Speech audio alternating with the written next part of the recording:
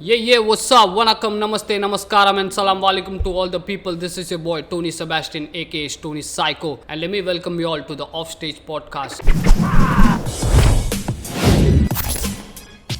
This is no ordinary podcast, ladies and gentlemen. This is by the artist, from the artist to all the people out there. So if you're listening to us right now, make sure you subscribe and follow us on our social media.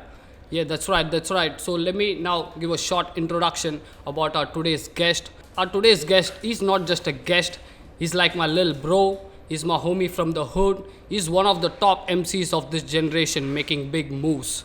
Ladies and gentlemen, homies and shorties, make some noise for MC Altaf. Yo what's up क्या बोलते हैं fans जितने भी हैं अपने और जो भी म्यूज़िक सुन रहे फॉलोअर्स सबको मेरी तरफ से सलाम बोलना चाहूँगा और व्हाट्सअप टोनी अन्ना बहुत अच्छा लग रहा है ये व्हाट्स अप क्या बोलते हैं MC कुछ कर रहे Altaf? How you feeling today bro?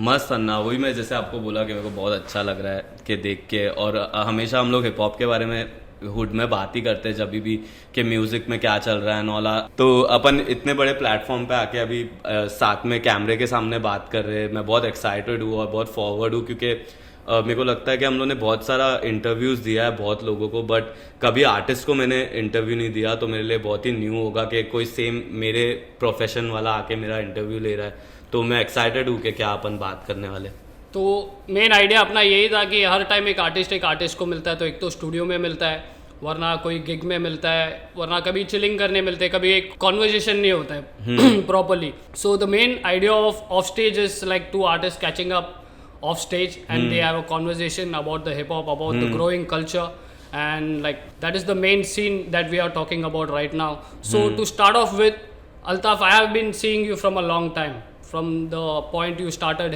doing hip hop और अभी तक जो भी काम कर रहे so there is like I've seen two personalities of you one is like the Altaf Sheikh before the introduction to hip hop and one is MC Altaf the guy who is right now so what do you think is the two difference between these two personalities ये क्या difference है दोनों personality में मेरे को ऐसा लगता नहीं है कि मेरे कोई ऐसा ऑल्टर ईगो है जब मैं रैप करता हूँ क्योंकि बहुत सारे आर्टिस्ट लोग क्लेम करते कि वो पर्सनल लाइफ में थोड़ा अलग है और जब वो रैप करते हैं उनका ऑल्टर ईगो है इसलिए मैंने कभी ऐसा मेरा स्टेज नेम नहीं रखा जो भी मेरा सेल्फ है हमेशा मैंने म्यूज़िक में मेरे डाला है जैसा मेरा लाइफस्टाइल है मैं वही मेरे म्यूज़िक में डालता हूँ जो चीज़ मैं आसपास अपने देख रहा हूँ वो चीज़ ही डालता हूँ तो मैं हमेशा बोलना चाहूँगा कि कभी कोई ऐसा ऑल्टर ईगो मेरा नहीं था कि MC अल्ताफ़ शेख ही अपना स्टोरी बता रहा है उसके लिए मैंने कभी मेरा स्टेज नेम नहीं रखा मैंने सिर्फ MC अल्ताफ़ मेरे रियल नेम से मैंने शुरू किया तो मैं बस अपना सेल्फ उधर लोगों के सामने ला रहा हूँ और अपना जर्नी के बारे में बता रहा हूँ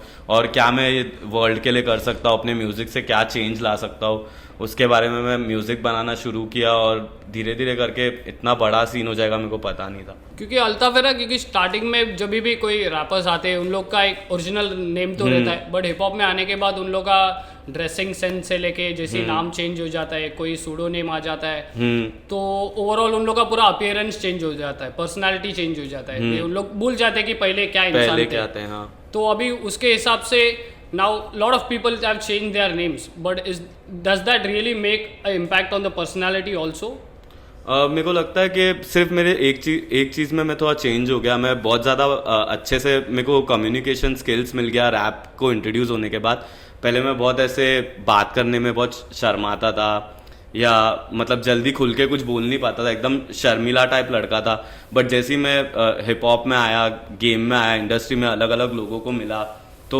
ऐसे बहुत मैं खुल गया हिप हॉप के वजह से और मेरे को अपना सेल्फ पता चला और एक टाइम पे मतलब मेरे को ड्रेसिंग सेंस नहीं था कि कैसे ड्रेस करके बाहर जाना चाहिए बट जैसे ही मैं म्यूज़िक वीडियोस देखने लगा आर्टिस्ट लोग का लाइफस्टाइल देखने लगा तो मेरे को पता चला कि कैसे ड्रेस करना चाहिए ये डेफिनेटली चेंज आया है मेरे अंदर हिप हॉप के वजह से और हिप हॉप एक ऐसा एलिमेंट बन गया मेरे लाइफ में जिससे मेरे को पता चला कि मेरे अंदर क्या छुप के बैठा था और उसको मैंने बाहर निकाला just because of hip hop समझ रहे हो bro hip hop is a great thing hip hop मेरे भी लाइफ में आया तो मेरा भी लाइफ ड्रास्टिकली बहुत चेंज हो गया है so talking about your early life what was your early life hip hop में आने से पहले like in your school in your college मतलब कैसा था अल्ताफ शेख कैसा था स्कूल में कैसा था like what kind of guy he was in the school before he got into hip hop जब भी मैं स्कूल में था तो मतलब बहुत ज़्यादा मेरे को स्पोर्ट्स में इंटरेस्ट था मेरे को क्रिकेट बहुत पसंद था और मैंने ट्राई किया क्रिकेट फील्ड में भी थोड़ा अपना कुछ करियर देखने के लिए मैंने शिवाजी पार्क जिम खाना में जाके 1 साल मैंने उधर सीखा, नेट में प्रैक्टिस करता था और मेरे को ऐसा था कि मैं एक स्पोर्ट्स पर्सन बनूं, तो बहुत मेरे को पहले से ऐसा वाइब था कि स्पोर्ट्स मेरे को बनना है। तो मैं ऐसे बहुत ज़्यादा मेरे दोस्तों के साथ चिल करता था। तभी कभी ऐसा म्यूज़िक के बारे में हम लोग बात ही नहीं करते थे। फुल टाइम हम लोग क्रिकेट में क्या हो रहा है और मेरे को पता नहीं कि हम हमेशा प्लान कर सकते हैं, बट गॉड सबसे बड़ा प्लानर है कि तुम अपने लाइफ में क्या करने वाले हो। इंसान सिर्फ प्लान कर सकता है बट गॉड प्लानर है, समझ रहे हो। तो मैंने मेरे डैड को बताया कि ऐसा ऐसा मेरे को स्पोर्ट्स में करना है कुछ ना कुछ। और हम लोग का फैमिली इतना, उस टाइम पे हम लोग इतना पैसा नहीं था कि मेरे डैड इतना मेरे गोल को मतलब ये कर सके, सपोर्ट कर सके, बट उनके तरफ से जितना हुआ उन्होंने किया। और फ्रेंड्स के साथ भी मेरा रिलेशनशिप मतलब एकदम ऐसे नॉर्मल बॉयज़ जैसे मैं देखता हूँ अपने दोस्त लोग के जैसे। हम लोग एकदम सीधे साधे लड़के थे, कभी ऐसा कुछ ऐसा अंदर मस्ती नहीं था कि अरे क्लब जाने का है या कुछ करने का है, ऐसा तभी वो टाइम पे मस्ती बहुत यंग एज हाँ था। बहुत यंग एज था और इनोसेंट टाइप का लड़का था मैं। पढ़ाई में मेरे को एवरेज था मैं, मतलब ऐसा भी नहीं कि एकदम खराब स्टूडेंट था या एकदम अच्छा भी स्टूडेंट था। मैं ऐसा था कि अगर मैं फोकस करूंगा पढ़ाई में तो मैं, टीचर लोग बोलते थे कि बहुत अच्छा जाएगा, ये बहुत अच्छा स्टूडेंट है, बट फोकस थोड़ा और करना चाहिए, समझ रहे हो। लेकिन एक स्पोर्ट्स वाला मेरा माइंडसेट था तो मैं कभी ध्यान नहीं दिया। और फ्रेंड्स भी, मेरा सर्कल भी पूरा वैसा ही हो गया था, हम लोग सब स्पोर्ट्स के बारे में बात करते थे। फिर धीरे धीरे मैंने देखा कि मेरे जर्नी में मतलब क्रिकेट का थोड़ा एक्सपेंस बढ़ रहा था मेरा, और शायद मेरे डैड के लिए वो नहीं था कि वो मेरे को इतना पे करके आगे तक पहुंचा सके, या बहुत मेहनत की हम लोगों ने बट कुछ हुआ नहीं। और तो मैंने भी एक टाइम पे उम्मीद छोड़ दिया कि अरे शायद अपना कुछ ये फील्ड में हो नहीं सकता है। और मेरे पास बहुत टाइम था वो टाइम पे तो स्विच करने के लिए भी, बट मैंने कभी सोचा नहीं था कि मैं म्यूजिशियन बनूंगा, समझ रहे हो। इज देयर अ चांस कि अगर अल्ताफ शेख MC अल्ताफ नहीं बनता था, क्या हम लोग उसको रांझी या IPL में देखते थे कि क्रिकेट खेलते हुए? हाँ, मेरे को लगता है कि मैं होता क्रिकेट में, रांझी में तो होता अगर, क्योंकि मैं बहुत अच्छा बॉलर था वो टाइम पे। और मेरे जो सर थे वो हमेशा फॉरवर्ड रहते थे कि मतलब हमेशा मेरे को बॉल देते थे और तू बॉलिंग कर, और मेरे पे बहुत फोकस करते थे। उनको लगता था कि मैं कुछ करूँगा, और बहुत अच्छे सर थे मेरे, उनको लगता है कि कुछ सीन है। तो इंडीड वही विजन था, like when you got into hip hop, वही हम लोग का भी विजन था when we used to look rapping in the cyphers and everything. तभी हम लोग को भी वही विजन दिखता था कि हाँ भाई ये लड़का कुछ बनेगा, इसमें वो फायर है। So like what was your introduction to hip hop? मतलब फिर ये क्रिकेट से how did you got into hip hop? मैं ऐसे ही फिर क्रिकेट खेलने लगा। फिर धीरे धीरे करके टेंथ जैसी मेरा शुरू हो गया, बोझ शुरू हो गया, तो धीरे धीरे मेरा फोकस थोड़ा शिफ्ट होने लगा, क्योंकि मेरे को पढ़ाई में मैं बहुत डेड हो गया था तभी 10वीं तक। तो मैंने सोचा कि अभी like थोड़ा you have any unforgettable or any experience school college में जो you want to share with us? तो कुछ मतलब ऐसा एक्सपीरियंस जो तू भूल नहीं सकते? हाँ, मतलब एक ऐसा टाइम था कि मेरा बोर्ड एग्जाम था और उसके पहले भी मैं मतलब दोस्त लोग के साथ डांडी मार के, मेरा पेपर है नेक्स्ट डे और मैं क्रिकेट खेल रहा था। और क्रिकेट के वजह से ही मैं हिप हॉप को इंट्रोड्यूस हुआ। मैंने हम लोग को, तुमको तो पता है हुड में हम लोग कंपाउंड के तरह खेलते रहते थे, तो मैं हमेशा तुम लोग को वहाँ पे देखा हो कि तुम लोग का ड्रेसिंग स्टाइल, और 7 बंटाइज लोग तुमको मिलने आते थे, सब लोग ऐसे लॉन्ग टी-शर्ट पहन के। तभी 7 बंटाइज का भी इतना गाना आउट नहीं था, बट उन लोग फिर भी धीरे धीरे करके कर रहे थे। तो धीरे धीरे मेरे को आप लोग से ही मतलब इंस्पिरेशन आया, अपने बॉयज 7 बंटाइज लोग से। तुम लोग सबका ड्रेसिंग स्टाइल देख के मेरे को ऐसा लगा कि ये कुछ अलग है, ये क्या कर रहे हैं मतलब। और मेरे में एक हमेशा एक मस्तीखोर साइड था, जैसे मैं जो मेरा अंदर का, मैं कभी भी इसे जोक्स मारता हूँ या किसी को भी, मेरे फ्रेंड को मैं अनॉय करता हूँ मस्ती करके उसके साथ। तो मेरे में एक ऐसा कीड़ा था मस्ती वाला, नोटोरियस था तू। हाँ, थोड़ा मस्तीखोर था मैं। तो जब भी तुम लोग को मैंने देखा ऐसा स्टेज पे एंड ऑल, और पहले से मतलब मेरी बहन जो थी बड़ी वाली, वो हर टाइम म्यूजिक उसको बहुत पसंद था, तो वो हमेशा मतलब गाने वाने सुनती रहती थी। तो धीरे धीरे हनी सिंह ये लोग सब तो आते थे, बट मैं कभी सुनता नहीं था, मतलब वो मेरा वाइब का नहीं था। मैं धीरे एक दो, मेरे को मैं रैप याद करता था हनी सिंह का, मेरे को अच्छा लगता था कुछ गाने, तो मैं ऐसे सुनता था और मेरे को थोड़ा इंटरेस्टिंग लगता था ऐसा, मतलब फ्रेंड्स लोग के सामने रैप वैप करने का।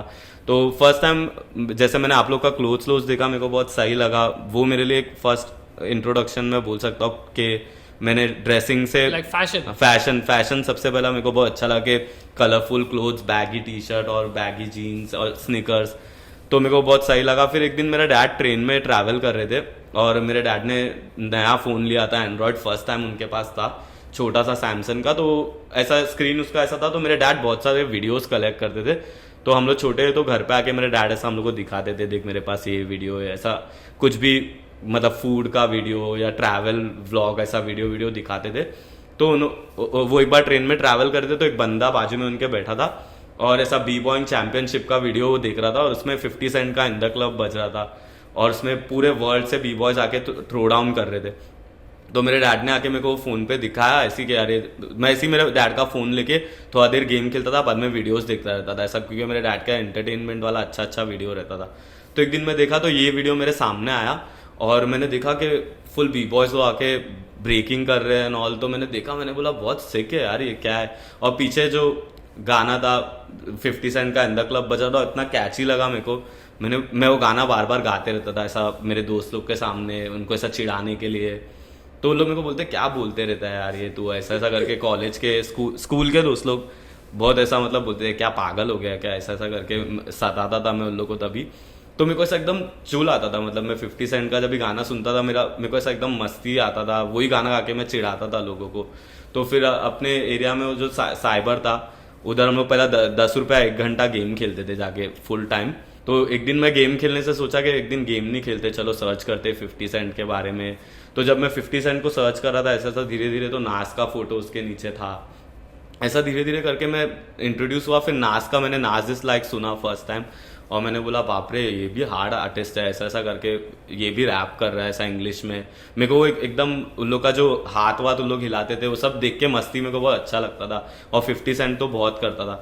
तो मैंने फर्स्ट टाइम ऐसा उन लोग का लिरिक्स सर्च किया और पढ़ने की कोशिश किया, क्योंकि मैं वाइब तो कर रहा हूँ म्यूजिक के साथ बट मेरे को पता नहीं है कि वो लोग बोल रहे क्या है। तो मैंने वो सब देखा और मैंने मेरे डैड को ही कुछ अगर मेरे को नहीं समझ में आया 50 सेंट का लाइन, मैं मेरे डैड को पूछता था कि अरे इंग्लिश में ये लाइन का मतलब क्या है। तो मेरे डैड कभी कभी कुछ ऐसा एक्सप्लिसिट लाइन रहता, बोलते ये कहाँ से देखो पता चला समझ रहे हो। क्रेजी। तो ऐसा धीरे धीरे करके मैं इंट्रोड्यूस हो गया और फिर मैं खुद से जानने लगा थोड़ा आसपास वाले लोग को। फिर मैं आप लोग को देखता था, आप लोग उस टाइम पे गणपति मंडल्स में परफॉर्म करते थे, एकदम हैपनिंग सीन था, मतलब बहुत सारे लोग आप लोग के लिए आ जाते थे। उस टाइम पे मैं भी उधर रुक के देखता था कि, और मेरे को बहुत सही में पसंद आया। और जैसे मैंने आपको फर्स्ट टाइम देखा आप मराठी में रैप कर रहे थे, समझ रहे हो, वो टाइम तो मतलब सीन बहुत ही लोकल था, बहुत ही अंडरग्राउंड था कि हम लोग को ऐसा जिधर अपॉर्चुनिटी मिलता था उधर जाके परफॉर्म करते थे, खाली एक ही मोटिव में कि इधर से कोई तो ये चीज पिकअप करे, किधर से तो मतलब this is also medium through we can spread hip hop. अपन साइफर्स करते थे बट उधर एक प्रॉपर माइक और प्लेटफॉर्म नहीं था अपने एरिया में हिप हॉप स्प्रेड करने का। तो वो टाइम में अपन ऐसा परफॉर्मेंस करते थे कि लोग को समझ में आए कि हिप हॉप क्या है, कल्चर क्या है। बट मेरे को लगता है कि वो जो तुम लोग करते थे वो गणपति मंडल का परफॉर्मेंस था, बट वो गोल्ड था जो भी था आने वाले जनरेशन लोग के लिए, समझ रहे हो, वो गोल्ड था। मतलब हम लोग को बहुत सीखने मिला वो देख के। सेम वे हम लोग भी फैशन से ही चालू किया बट वो फैशन भी अपने सोसाइटी में एक्सेप्टेबल नहीं था। हाँ, वो तो there was no acceptance for the type of clothes we wear. जितना बड़ा बड़ा टी शर्ट पहन के आए लोग ये चिढ़ाते थे वो चिढ़ाते थे, फिर हम लोग कभी वो एक कान में लेके दूसरे कान में छोड़ देते थे। अपने को बोले क्या करने का, अपने को हिप हॉप ही करने का है। लोग बहुत सारे कमेंट्स करेंगे बट ये लोग हैं जो फ्यूचर में जाके अपने फैन भी बनेंगे। सो वही एक एजेंडा लेके हम लोग भी चलते थे। So talking about your introduction to hip hop, let's talk about your first crew, Enemies. So how did that start? फिर जैसे मैंने आपको बोला कि मैं आप लोग का म्यूजिक सुनता था और फिर आसपास में घूमता, तो आप लोग के साथ ही मैंने एनिमीज को भी देखा था। वो लोग भी एक बार साथ में तुम्हारे रैप कर रहे थे। तो स्टैनली और आरवन हमेशा मेरे कॉलेज के नीचे उनके दोस्त लोग थे कुछ, तो लोग आते थे उनको मिलने के लिए। तो मैंने उन लोग को एक बार देखा और मैंने उन लोग को बोला अरे मैंने तुम लोग को देखा कि तुम लोग टोनी अन्ना लोग के साथ तुम लोग उधर गा रहे थे, तुम लोग रैपर है क्या, ऐसा करके।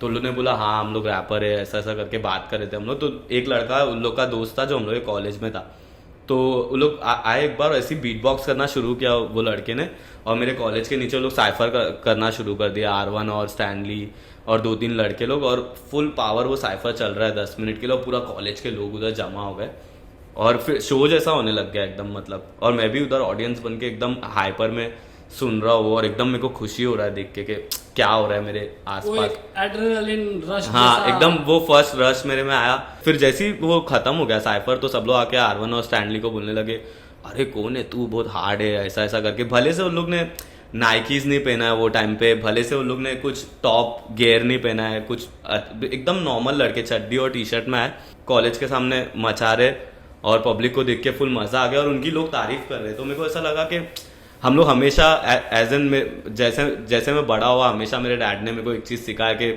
पैसे के पीछे मत भागो, रिस्पेक्ट थोड़ा गेन करो, पैसा वैसा सब अपने आप आएगा, जिसकी इज्जत है उसके पास पैसा उसके हाथ में जाता है, जो पैसे के पीछे भागता है उसकी इज्जत नहीं है। तो हमेशा हम लोग इज्जत के लिए मतलब रुके प्यासे हम लोग अभी भी। तो उन लोगों को मैंने देखा कि लोग उन लोगों को इतना इज्जत दे रहे और एक रश था वो, मतलब कि एक खुशी के परफॉर्मेंस का, तुमको कोई पैसा वैसा नहीं दे रहा है बट तुमको लोग बोल रहे कि अरे आप कहाँ से हो, अरे आपने कैसा लिखा, लोग शौक हो रहे हैं तुमको देख के, समझ रहे हो। तो मैंने भी उन लोगों को जाके बोला कि अरे कैसे तुम लोग ने रैप किया यार, एकदम हार्ड है ये वो, ऐसा ऐसा करके। तो ऐसा मेरा स्टैनली से दोस्ती हो गया। फिर मैं बोला मैं भी वही एरिया में रहता हूँ ब्रो, ऐसा ऐसा करके। तो मैं भी ऐसा थोड़ा नॉर्मल लड़का था, चिल टाइप था, तो उन लोग ने मेरे को अपने साथ में ऐसे एरिया वेरिया मिलते थे फ्रेंड के कनेक्ट से। तो मैंने फर्स्ट टाइम ऐसा इंग्लिश रैप लिखा और स्टैनली को सुनाया कि मैंने ट्राई किया हिंदी में बट मेरे से हो रहा नहीं था, तो मैंने इंग्लिश में लिख के स्टैनली को सुना। बहुत ही टूटा फूटा इंग्लिश में मैंने लिखा था, वो एकदम परफेक्ट भी नहीं था, एकदम बेकार रैप था, बता ही नहीं सकता मैं। तो उसको सुनाया बट स्टैनली ने सुना, उसने बहुत ही एकदम स्पोर्टिंग वे में लिया, क्योंकि आजकल के आर्टिस्ट लोग कैसे हो गए कि कोई भी कुछ सुनाता है तो बोलते हैं कि अरे नहीं देखो नहीं करना चाहिए, ये क्या कर रहा है तू, ऐसा ऐसा। बट वो इतने अच्छे लड़के लोग हैं उन लोग ने बोला कि अरे हम लोग के क्रू में इंग्लिश रैपर नहीं है, हम लोग चाहते हैं कि तू आके इंग्लिश में रैप करे हम लोग के क्रू में। उसने सुनते ही मेरे को बोला, तो उन लोग का पार्ट बनने मेरे को मतलब उस टाइम पे मैं बहुत एक्साइटेड हो गया कि अरे अब मैं एक रैप क्रू में जाने वाला हूँ, जिनको तुम लोग सब भी पहचानते हो, साथ में परफॉर्म करते हैं। ऐसे करके धीरे में उनको ज्वाइन हो गया और फिर हम लोग साथ में गाना बनाते गए। फिर उन लोग ने मेरे को बताया कि अरे इंग्लिश में तेरे से नहीं हो रहा है तो क्यों कर रहा है, हिंदी में कर। उन लोग के साथ में बैठ के शावनगर में गार्डन में वो लिखता था रैप वैप, और बहुत ही मेरे को इंस्पायर किया दोनों जन ने, स्टैनली और आरवन ने।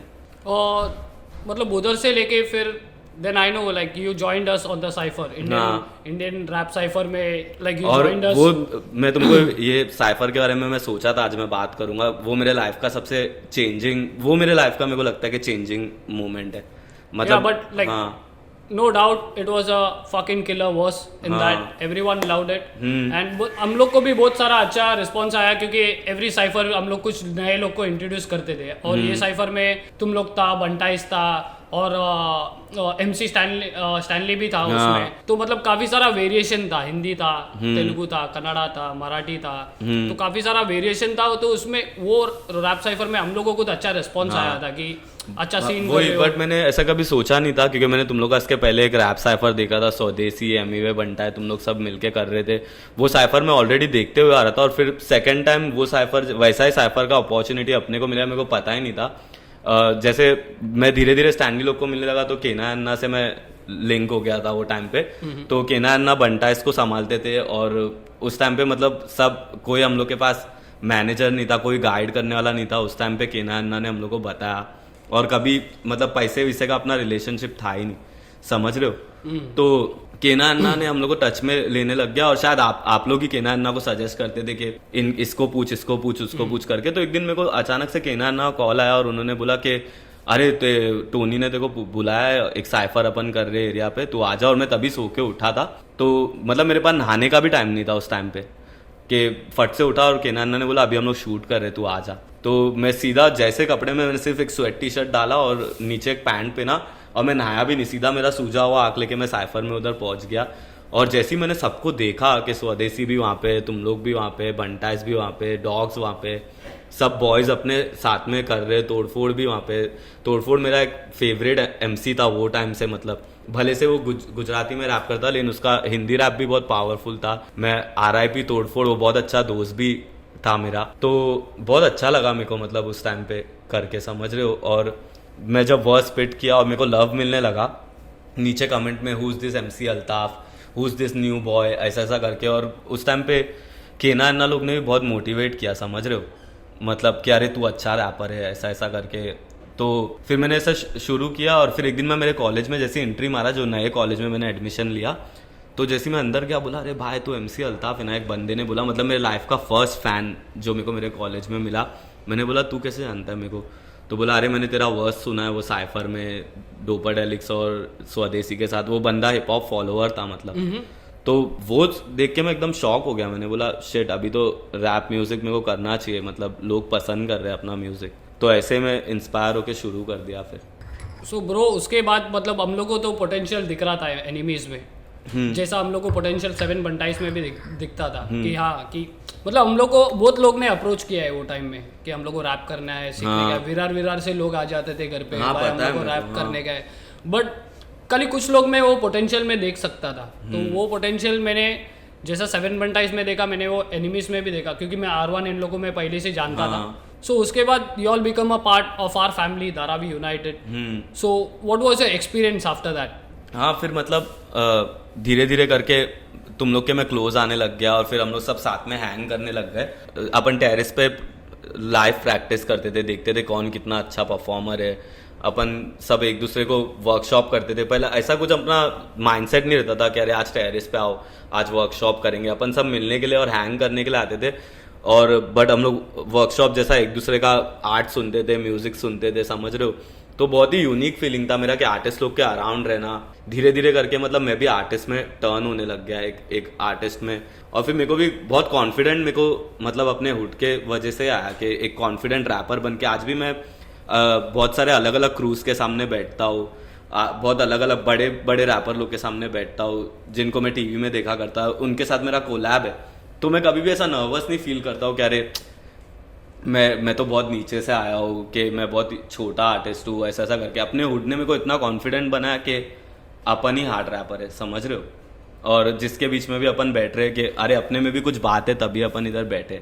मेरे को लगता है कि इट इज़ वेरी इंपॉर्टेंट, अगर अपन को खुद को डेवलप करना चाहिए तो अपने को वैसे ही लोग को सराउंडिंग में रखना चाहिए जिनको को देख के अपन भी डेवलप हो सकते हैं और उन लोग भी डेवलप हो सकता है। Because if you are not in the right place, तो राइट डेवलपमेंट अपने को नहीं मिलेगा। तो it is very important to surround yourself with the right people. So like talking about gigs and everything, like do you remember what was your first payment that you made out of your first gig और anything like out of your music? मतलब अभी music तो करने लग गया, but वो music से what was your first पे चेक फ्रॉम दैट म्यूजिक? मेरा फर्स्ट पे चेक गुरु नानक कॉलेज में मैं एक कंपटीशन में पार्टिसिपेट किया था और मतलब उसमें 50 रुपीज़ एंट्री था। मैंने और मेरे को कॉलेज के लिए मिलता है 50 रुपीज़ था, तो मैंने उधर वो कॉलेज में पार्टिसिपेट किया 50 रुपीज़ भर के। और मैंने डैड को बोला कि आज मेरे को लेट होगा आने के लिए, और एक रैप कंपटीशन में मैंने पार्टिसिपेट किया और धीरे धीरे करके मैं अपना वर्स करने लगा। उधर बहुत सारे आर्टिस्ट लोग थे जो अब भी बहुत मतलब उन लोग भी ब्लो अप हो गए, उन लोग भी अच्छे से कर रहे। जैसे सम्मोहित था वहाँ पे, 7 बंटाइज लोग थे, बहुत एकदम वो टाइम पे कंपटीशन इतना हार्ड होता था। मतलब रैपर लोग के पास इतने अच्छे अच्छे लिरिक्स होते थे, उनके बीच में डॉग्स वहाँ पे थे, सब लोग थे, बॉयज़ लोग इतना हार्ड रैप करते थे सब लोग कि अपना जीतने का चांस वहाँ पे बहुत कम हो जाता था। क्योंकि मैं थोड़ा धीरे धीरे और मतलब सीख रहा था तभी वो टाइम पे, बट मैंने ट्राई किया जितना ही मेरा 100% है मैं वर्स करके दे रहा था। उस टाइम पे मेरे को उधर फर्स्ट प्राइज़ मिला, तो मेरे को 350 रुपया वहाँ पे मिला। तो फर्स्ट टाइम मतलब ऐसा मेरे हाथ में चेक था, बट वो 350 रुपये से इम्पोर्टेंट ज़्यादा ये था कि एक मेरे को ट्रॉफी और सर्टिफिकेट मिला और बहुत सारे रैपर लोग मेरे को बाहर देख रहे थे मेरा मुंह कि अरे ये लड़का फर्स्ट आ गया, ऐसा ऐसा करके। और थोड़ा रैपर्स लोग के बीच में मेरा रिस्पेक्ट बढ़ गया। 7 बंटाइज ने मेरे को बहुत उस टाइम पे चेयर किया कि अरे गुड ब्रो के तू जीत गया करके। वो मेरा फर्स्ट पे चेक था। और प्रॉपर पेमेंट देखने गए तो जैसे अपन ने धारावी यूनाइटेड का बात किया, अपन ने मिलके साथ में धीरे एक शो किया था ताज में, तभी भी अपने को अच्छा खासा पैसा मिला था। जैसे अपन ने मिलके एक लेबल खोला तो धीरे धीरे करके ऐसे गेट्स ओपन होने लग गए और अपना लेबल भी माशाल्लाह वो टाइम पे एकदम अपन घूम रहे थे और फुल मचा रहे थे। वो टाइम पे अपन चेन्नई जा रहे थे। Glorious days, golden days for Dharavi United and for all of us. I think एक टाइम आ गया था कि हम लोग उसके बाद चेन्नई चले गए थे एक मूवी के काम से, तो तुम लोग इधर हैंग आउट कर रहे थे और तभी मेरे को कॉल आया मुंबई से कि गली बॉय का ऑडिशन हो रहा है, एक मूवी बन रहा है रैपर्स के ऊपर और वो मूवी का नाम है गली बॉय और अपना डायरेक्टर जोया अख्तर उसको डायरेक्ट कर रहा है। तो वो टाइम में एक साइफर हुआ था सो वो साइफर में हम लोग एक्चुअली थे नहीं, हम लोग चेन्नई में थे, बट हम लोग लाइव देख रहे थे, वो लाइव का स्ट्रीमिंग इतना जा रहा था और इतने सारे लोग आके उधर रिप्रेजेंट कर रहे थे अपना अपना पिन कोड, अपना अपना रीजनल लैंग्वेजेस, ये वो सब कुछ. But after that how did Zoya Akhtar caught an eye on MC Altaf, वो सीन कैसा हो गया? जैसे तुमने एक बार हम लोग को कंपाउंड में बताया था कि गली बॉय का ऑडिशन होने वाला है, रैपर लोग पे मूवी बनने वाला है. धीरे धीरे करके कांटेक्ट मिला, शायद केना अन्ना ने हम लोग को कांटेक्ट लाके दिया और केना अन्ना ने बोला कि जाके तुम लोग ऑडिशन करो, ये वो ऐसा ऐसा करके. तो मैं यूकू हम लोग सब साथ में गए थे ऑडिशन करने के लिए और मैंने भी ऑडिशन दिया, सब लोग ने दिया. बट शायद मेरे को लोग ने सिलेक्ट नहीं किया, या मैं प्रिपेयर्ड नहीं था, या मैं कैमरा कॉन्शियस था उस टाइम पे, तो मैं सिलेक्ट ही नहीं हुआ था वो टाइम पे ऑडिशन पे. और जितने भी मेरे सराउंडिंग के थे, यूकू को भी एक कॉल आ चुका था उन लोग से कि आपका सेकंड ऑडिशन हो सकता है. सबको आ गया था, मेरे को तो ऐसे कॉल आया ही नहीं, मतलब कि कुछ तो मेरे को लगा कि शायद मैं मूवी का कभी पार्ट बन ही नहीं सकता, समझ रहे हो. लेकिन एक टाइम पे मेरे को कंट्रोल और डिलीट में विवेक सर मिले थे. तो विवेक सर ने मेरे को सजेस्ट किया कि मावाली ने मेरे को सजेस्ट किया कि तेको ताल सीखना चाहिए विवेक सर के साथ जाके, अभी तेरा फ्लो थोड़ा ऐसा मतलब स्ट्रेट है, और तुम लोग भी हमेशा बोलते थे कि तुम लोग को थोड़ा वेरिएशन लाना चाहिए, और केना अन्ना भी हमेशा बोलते थे. तो मेरे को ऐसा वेरिएशन का कमी लग रहा था रैप में. तो सर ने बोला कि ताल सीखो तुम लोग अच्छा लिरिक्स लिखते हो, बस तुम लोग को एक रिदम में उसको डालेगे तो तुम लोग बहुत अच्छा कर सकते हो एज एन आर्टिस्ट.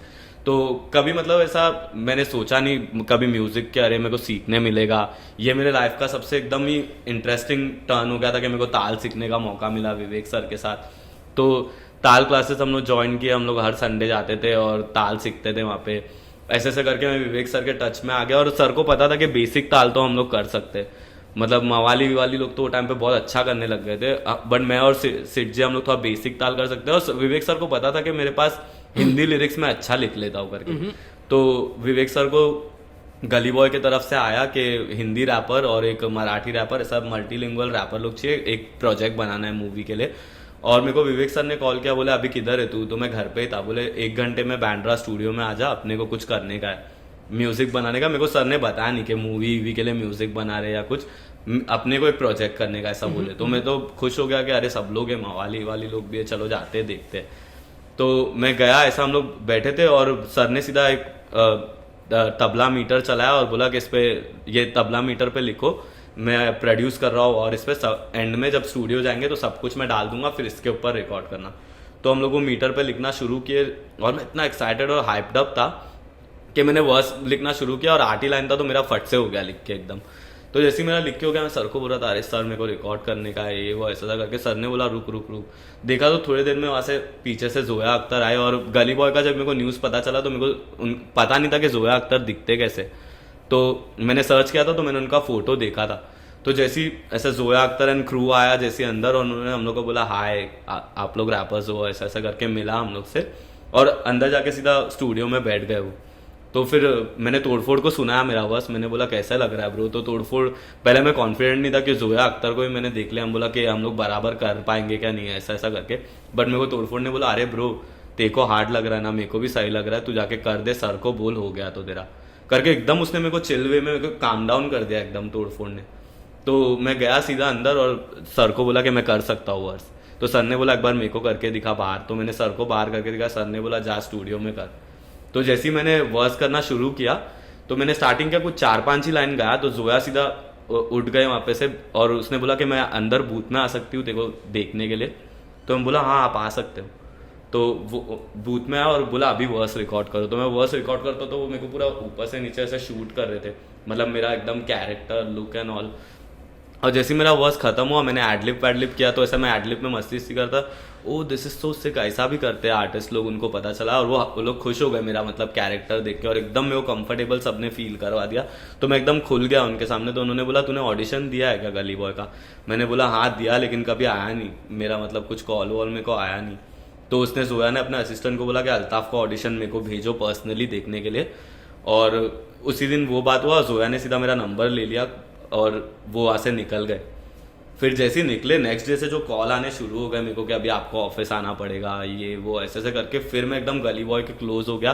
फिर मेरे को धीरे धीरे मालूम पड़ा कि अपना बॉलीवुड में डेब्यू सॉन्ग मैंने आज रिकॉर्ड करके आया हूँ। मेरे को कुछ याद ही मतलब पता ही नहीं था कि आज हम लोग क्या कर रहे हैं स्टूडियो में, और फिर फर्स्ट टाइम मेरे को पता चला कि अपन डेब्यू कर चुके हैं बॉलीवुड में। देन उसके बाद तो like you become a part of the core team of गली बॉय, मतलब जिधर डायलॉग्स वीलॉग्स भी you were writing for them and everything, but like how was that kind of experience, like writing lyrics is different for a hip hop song, performing it in a cypher, ये सब मतलब एक अलग vibe है, but Bollywood is something different. वो industry एक बहुत बड़ा इट्स अ ओशियन, तो वो लोग के साथ काम करने का time like how comfortable was it for you कि ये डायलॉग्स ये वो स्क्रिप्ट के हिसाब से डिजाइन करने का, like how was that experience? वही उन्होंने मतलब ऐसा बताया नहीं कि अरे लोग अगर फट से बुला के बोलेंगे अरे we want you to write dialogues and all Gully Boy के लिए थोड़ा, तो हम लोग क्या फट से शॉक हो जाएंगे कि अरे मूवी का डायलॉग हम लोग कैसे लिखेंगे। वो लोग ने एक दिन हम लोग को सीधा ऑफिस में बुलाया, एमईवे बंटा था, मैं था, हम लोग सब ऐसे बैठ के चिल कर रहे और सीधा बात करने लग गए। बोले अरे देखो ऐसा ऐसा डायलॉग है, इसको ऑल कूल वे में बोलने का तो कैसे बोल सकते। तो मैं और एमीवे और राहुल भी था उधर, तो हम लोग तीनों ऐसे अपने भाषा में बोलने लगे। तो मतलब क्रू एकदम इम्प्रेस हो गया, बोले अरे ये लोग तो हार्ड है, मतलब एकदम ये बॉयज लोग जो भी है। तो लोग धीरे धीरे करके स्क्रिप्ट पढ़ के हम लोग को बोलने लगे और उनको समझ गया कि जितने भी डायलॉग्स है उसमें एडिशनल थोड़ा डालना ही पड़ेगा। और ये बॉयज लोग का जो भाषा है वो अभी के जनरेशन वाला है। जोया इतनी स्मार्ट डायरेक्टर है, मतलब बिग शॉट आउट उनको कि उनको पता है कि अगर मैं रैप के ऊपर म्यूजिक बना रही हूँ तो जो डायलॉग्स होना चाहिए वो थोड़ा यंग एंड कूल स्टाइल में होना चाहिए, अभी रिलेटेबल होना चाहिए। आज के तारीख के स्लैंग वो अगर स्लैंग भी बोल रहे रैपर लोग अगर वास्तव जैसा स्लैंग बोलेंगे तो शायद वो थोड़ा ऑड लगे, बट इतना स्मार्ट डायरेक्शन मैंने कभी देखा नहीं। मतलब इतना स्मार्ट डायरेक्शन था कि यूथ को पकड़ने के लिए एक यूथ का कैसे वो बात करता है। फिर हम लोग को एडिशनल लिरिक का एडिशनल डायलॉग का पार्टनर बना दिया। वो भी धीरे धीरे मेरे को जब हाफ मूवी हो गया था तब समझ में आया कि अपन एडिशनल राइटर है, समझ रहे हो। इसके पहले सिर्फ फ्रेंडशिप वाला ही सीन था, फिर धीरे धीरे प्रोफेशनल हो गया। उन्होंने बोला कि तुमको एडिशनल ऐसा ले रहे। फिर हम लोग सुपरवाइज भी करते थे आर्टिस्ट लोग को जाके, मतलब एक्टर्स लोग को जाके, रणवीर लोग डायलॉग कैसे डिलीवर कर रहे, डायलॉग डिलीवरी में भी हम लोग ने काम किया है। मतलब जोया ने हम लोग को इतना क्लोज रखा था कि तुम आओ और सेट्स पे आके रणवीर के डायलॉग डिलीवरी में काम करो, आलिया के काम करो, विजय वर्मा के इसमें काम करो। तो और उन लोग ने भी हम लोग को मतलब ऐसा फ्रेंड हम लोग हैंग करने लग गए थे साथ में धीरे धीरे करके, तो एकदम ही मस्ती मस्ती में और एक्सपीरियंस के साथ काम भी हो गया। Like this was totally the pre production of the movie. एक बार प्रोडक्शन सेट होके जब भी शूट में उतर गए, मतलब now this is not some ordinary music video shoot नहीं हो रहा है। There is like a whole big crew, एक बहुत बड़ा क्रू है, 50-100 लोग काम कर रहे हैं शूट करने के लिए। तो वो पहले दिन वो ऐसा सेट में गया, तो कैसा हुआ एक्सपीरियंस कैसा था? पहले दिन में ऐसा सेट में गया तो मेरे को ऐसा लगा कि अरे मतलब हम लोग तो कहाँ से आते हैं और उधर सब मतलब पब्लिक अच्छे घर से और सब लोग कुछ ना कुछ करते, बट उनका मेरे को एक चीज़ इतना अच्छा लगा कि वो लोग अपने लाइन में इतना प्रोफेशनल है कि वो लोग ने आते ही हम लोग को एकदम कंफर्टेबल कर दिया। जोया ने बोला था कि रैपर्स को कुछ चीज़ का कमी नहीं होना चाहिए, अगर वो लोग क्लोजली अपने से काम कर रहे, कोई उनको एक वर्ड मतलब बैक आंसर नहीं करेगा। और लोग हम लोग को एकदम आर्टिस्ट ट्रीटमेंट देते थे, तो ऐसा हम लोग धीरे धीरे करके फ्रेंड्स बनने लग गए। सब एकदम बड़े बड़े घर से थे, जितने भी लड़के लोग या लड़की लोग काम करते, बट वो लोग इतने हम्बल थे मतलब हम लोग के साथ। और सही में वो लोग बहुत ही अच्छे इंसान लोग थे। वो लोग हमारा म्यूजिक सुनते थे और आज भी फॉलो करते हैं हम लोग को और हमेशा अप्रिशिएट करते कि अरे ब्रो तुम इतना आगे निकल जाओगे, पता नहीं था। तो क्रू तो एक्सेल का क्रू मतलब सबसे फन क्रू मैं बोल सकता हूँ अगर शूट कर रहे हो आप। बहुत स्वैगी है पूरा गैंग, और हम लोग पार्टीज वार्टीज भी जा चुके हैं साथ में, मतलब एक्सेल की तरफ से हम लोग को पार्टीज वार्टीज रहता था और बहुत ही अच्छा एक्सपीरियंस था सेट पे। अपनापन बहुत था। जोया के बाजू में, डायरेक्टर के सीट के बाजू में बैठ के तुम हेडफोन लगा के तुम देख रहे हो कि मूवी बराबर जा रहा है क्या नहीं, तो एक दर्जा मिल जाता है, समझ रहे हो। तो ऐसे से करके मैं कॉन्फिडेंट हो गया, मतलब फिर ऐसा वाइब आने लग गया कि चलो अपने में भी कुछ बात है। तो ऐसे करके फिर मैं कंफर्टेबल हो गया और धीरे धीरे करके हम लोग ने मूवी में बहुत ही इजीली काम किया और आज भी हम लोग का रिलेशन बहुत टाइट है सबका। Like from being a normal neighborhood boy to coming in a movie. So what was life after the movie released? Life कैसा मतलब drastically change हुआ क्या, slow by slow change हुआ? But how was the response from your family, friends? Like neighbourhood people, मतलब इन लोग सब लोग का रिस्पॉन्स क्या था जब भी उन लोग देखने वाले MC अल्ताफ रणवीर सिंह के साथ एक मूवी में? बिकॉज मेरे को तो ये लग रहा था कि like Ranveer Singh almost got close to you and he also like apart from his management and everything he also featured in your music video. What's up में भाई ने फीचर किया था, स्टार्टिंग में वीडियो बना के दिया था। So that was a pretty much tight connection between you and Ranveer Singh. So how was that bond actually? मतलब मेरे को इतना क्लोजली मैंने मूवी पे काम कर दिया था ना कि मेरे को ऐसा इतना एक्साइटमेंट ही नहीं था जब भी मूवी आ रहा था। मतलब एक हल्का सा मन में ये था कि अरे एक मूवी आने वाला है हिप हॉप के बारे में और जिसमें अपना एक डेब्यू सॉन्ग है। और जोया ने मेरे को पहले ही दिखा दिया था मेरा स्क्रीन टाइम कि मैं कैसे दिखने वाला हूँ मूवी में। एक दिन मेरे को लोग ने ऑफिस में बुलाया और दिखाया मेरा पार्ट और जोया ने बोला अल्ताफ का पार्ट दिखाओ कि वो कैसे दिखने वाला है। मेरे को लगा कि अपन सिर्फ वो रैप बैटल में होंगे या ऐसा कुछ होगा, बट जैसे ही मैंने देखा कि इंडिया 91 हम लोग का गाना बज रहा है और मैं आके वो गाना स्क्रीन पे उतने टाइम के लिए गा रहा हूँ, आके मैं अकेला रैप कर रहा हूँ, तो एकदम मैं खुश हो गया। और मतलब फिर उसके बाद मेरे को नींद आना बंद हो गया था कि अरे कब मूवी आएगा, क्योंकि एक हफ्ते बाद मूवी आने वाला था। तो फिर अपना जैसे ही ये हुआ प्रीमियर में अपन गए थे। प्रीमियर के बाद भी मैं रात भर सो ही नहीं पाया, अपन कितना पार्टी किए उसके बाद।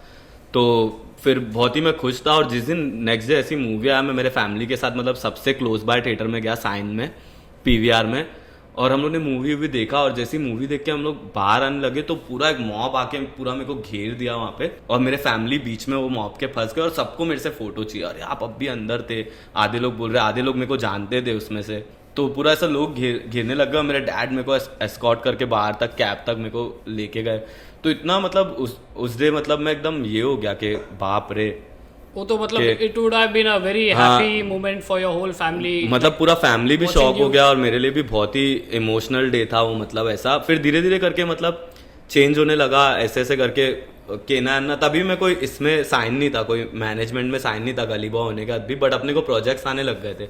तो जैसे मैंने तुमको बोला केना अन्ना अपने को ऑफलाइन मैनेज करते थे, तो हम लोग ने बहुत वो टाइम पे, मजाक नहीं कर रहा हूँ, पब्लिक को बोलना नहीं चाहूँगा मैं, बट वो टाइम पे हम लोग इतना पैसा, और अभी तो अपन कमा रहे, बट उस टाइम पे जैसी मूवी चेंज हो गया था, इतना ब्रांड्स अपन कर रहे थे और इतना प्रोजेक्ट आ गया था कि कभी मैंने सोचा ही नहीं था कि रैप म्यूजिक से अपन इतना कमा पाएंगे कभी पैसा। ब्रांड्स, न्यूज़पेपर आर्टिकल्स, डॉक्यूमेंट्रीज, और फिर म्यूजिक वीडियोस भी सीधा ब्लो अप हो रहे थे, सब गाने वाने सब कुछ, और प्रोजेक्ट्स अपन उठा रहे थे। और मेरे को ऐसा, मेरा वर्थ मेरे को इतना मैं कमा पाऊंगा फ्यूचर में, मैंने कभी सोचा नहीं था। मैं एक टाइम पे जॉब ढूंढ रहा था जिसमें मेरे को 12,000 रुपये में मेरे को मतलब फुल 24 घंटा काम जैसा जॉब था वो। मतलब एक मार्बलो लाइट्स के इसमें इवेंट में आके खड़े रहने का और सबको खाली सिगरेट टेस्ट कराने का, वो वाले जॉब के लिए मेरे को 12,000 रुपया मिल रहा था।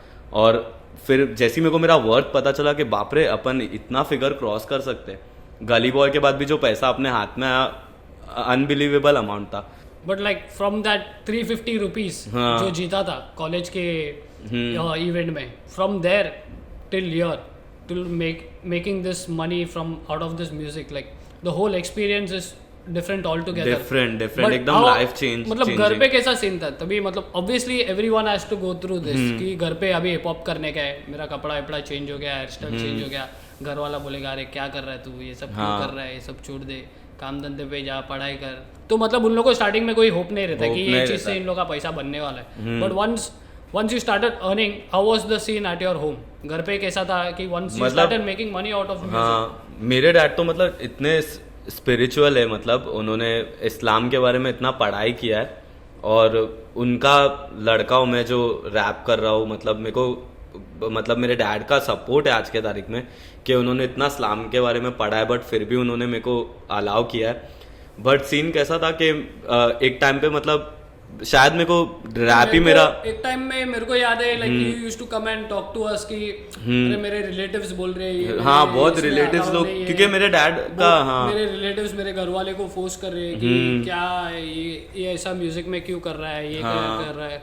सो मतलब there is a little kind of opposition, but मेरे को लगता है पेरेंट्स बहुत सपोर्टिव रहना बहुत इम्पोर्टेंट है हर आर्टिस्ट के लिए। बट आर्टिस्ट को भी वो करना चाहिए कि उनके पेरेंट्स लोग को भरोसा दिलाए कि कुछ कर सकता है वो, समझ रहे हो। जैसे मेरे रिलेटिव्स लोग को तो बिल्कुल नहीं पसंद था कि एक मुस्लिम लड़का आके रैप करे, समझ रहे हो। और किसी को भी अभी भी पता नहीं कि किसी किसी को अभी भी नहीं जमेगा, बट ऐसा नहीं है कि शायद मेरे को लगता है कि मेरे लिए शायद गॉड का प्लान था कि मैं रैपर बनूं, तब जाके मेरा लाइफ चेंज होगा, समझ रहे हो। जैसे क्रिकेट भी मैं खेल रहा था, मेरा उसमें कुछ हुआ नहीं, तो शायद ये गॉड का प्लान था कि मोहम्मद रफ़ी भी आर्टिस्ट है, समझ रहे हो। उनको हर मुसलमान भी सुनता है उनको, समझ रहे हो। तो मोहम्मद रफ़ी को जो उनकी आवाज़ है, जो सब लोग बोलते हैं मोहम्मद रफ़ी का क्या आवाज़ है, वो आवाज़ कहाँ से आया? गॉड गिफ्टेड ही है ना। अगर गॉड ने उनका डेस्टिनी डिसाइड किया ना, तो मेरे को कभी कभी ऐसा लगता है कि मेरा भी डेस्टिनी गॉड ने डिसाइड किया कि मैं रैप करूँ। Bro, it's crazy, and we actually are feeling great to have an artist like you in Mumbai hip hop scene, and it's a very good thing for us. And like taking forward, you said that कि मैं कभी मतलब sign नहीं हुआ था, कोई offline manager था, मेरा बैंड ये हो रहा था, but there was a life changing point in your life when you got a call from the Gully Gang. So उसके बाद का क्या सीन है, मतलब how did you go into Gully Gang and how things started working out over there for you, मतलब can we hear about that? फिर ऐसे धीरे धीरे करके म्यूज़िक हम लोग ने बनाना शुरू किया, और मैं सिर्फ महीना म्यूज़िक आउट करता था यूट्यूब पे, किधर से भी झोल वोल करके अपना पैसा लगा के, थोड़ा मेरे पास बजट भी आ गया था।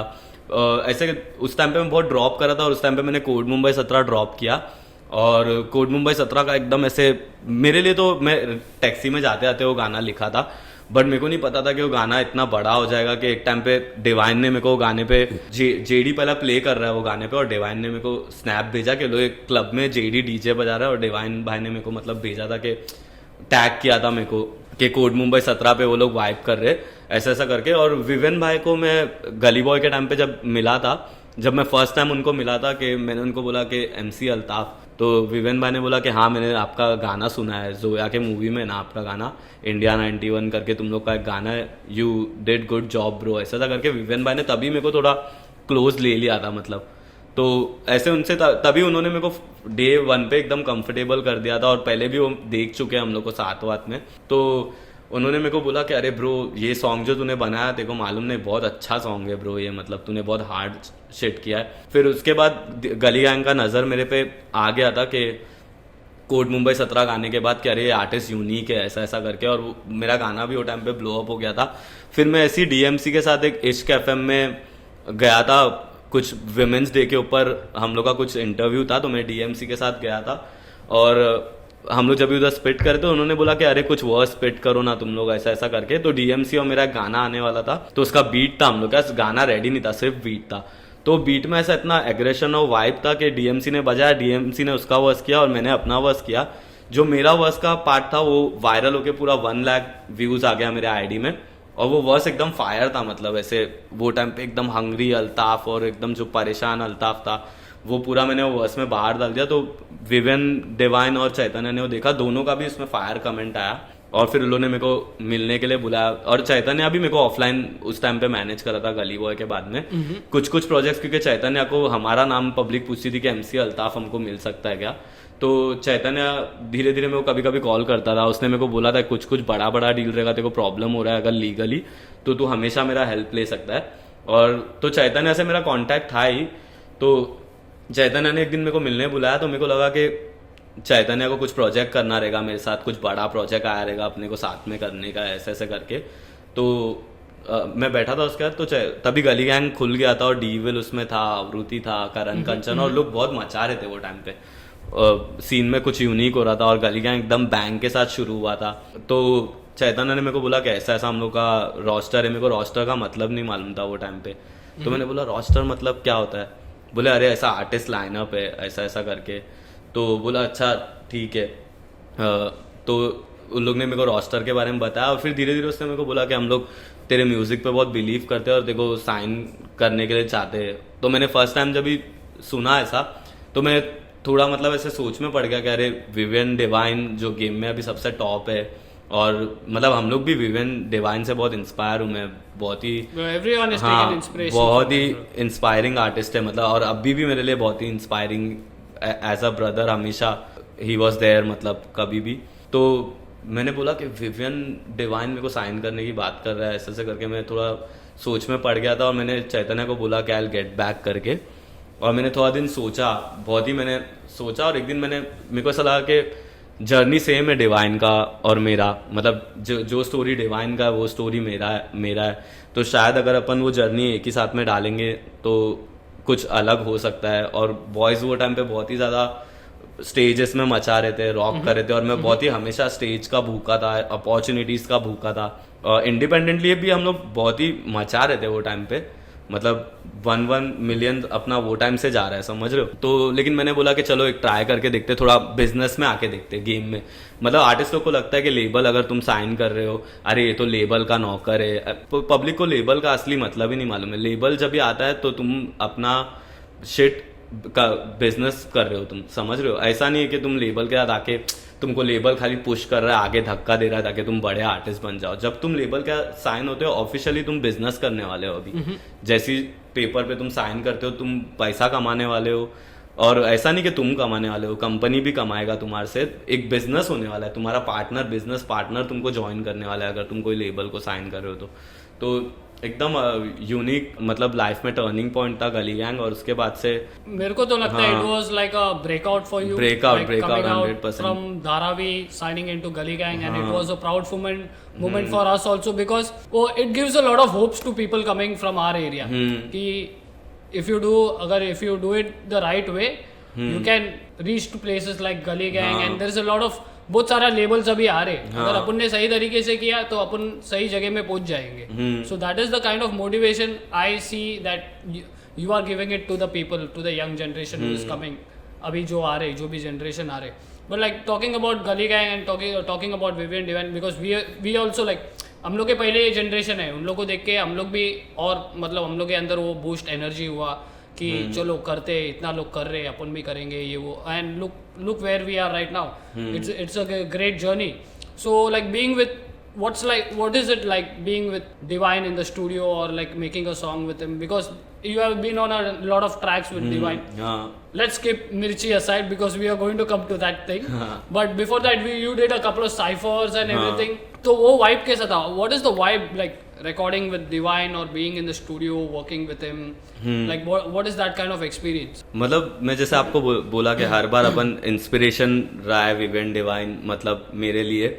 जब मैंने फर्स्ट टाइम उनको रिकॉर्ड करते हुए देखा बूथ में, हम लोग सब एक जगह ऐसे डिनर करने के लिए गए थे, और डिनर जिधर हम लोग करते उसके बाजू में एक स्टूडियो था। तो विवियन भाई ने बोला अरे इधर एक स्टूडियो है बाजू में, मैं इधर आ चुका, कुछ करने का है क्या जाके। तो हम लोग सब वो डिनर के बाद गए, और मैं फर्स्ट एवर देखने वाला था कि डिवाइन रिकॉर्ड कैसे करता है। तो जब हम लोग गए वहाँ पे, तो पहला हम लोग स्टूडियो में गए और जाके सिर्फ बीट्स प्ले किया। आधा एक घंटा हम लोग ने सिर्फ फन किया वहाँ पे स्टूडियो में। ये बीट पे हम लोग कुछ भी बात कर रहे, किसी का भी मजाक उड़ा रहे, आपस में एक दूसरे से मस्ती कर रहे, हंस रहे। फिर धीरे धीरे करके टॉपिक्स मिलने लगा, और उस दिन हम लोग ने पूरा एज अ गैंग मिलके 3 गाना उड़ाया। तो मैंने एक चीज़ देखा कि जब हम लोग गाना बना रहे थे, विवियन डिवाइन का इतना एक्टिव था उस टाइम पे दिमाग के। और स्टूडियो में बहुत कम रैपर लोग को मैंने देखा जो बहुत ही कंफर्टेबल और माइक के सामने बहुत ही कॉन्फिडेंट रहते हैं। ऐसे बहुत कम रैपर लोग है मतलब गेम में, मेरे को ऐसा लगता है। And he was so comfortable, मतलब जाके सीधा एक एडलिप भी दे रहा था, इतना कॉन्फिडेंटली दे रहा है वो। तो वो देख के मेरे को मतलब बहुत ही सीखने के लिए मिला, क्योंकि मैं एक कॉन्फिडेंट था माइक पे आर्टिस्ट था नहीं। मतलब जब धीरे धीरे मैं एग्रेशन देखने लगा और ये करने लगा, मतलब एक पेस पे तुम काम करने लग जाते हो ना साथ में। अभी डिवाइन के साथ तुम स्टूडियो में जा रहे हो तो उसका पेस तुमको मैच करना पड़ेगा। Exactly. समझ रहे हो। तो धीरे धीरे करके उस दिन पे मैं भी इतना हाइपर था कि मैंने भी 2-3 हुक लिख दिए उधर। मेरे साथ मेरा हुक विवियन भाई गा रहे, उनका हुक मैं गा रहा हूँ। तो ऐसे धीरे धीरे करके ट्रैक्स हम लोग ने बनाया, और फिर वापस से हम लोग घर वर चले गए, सुना।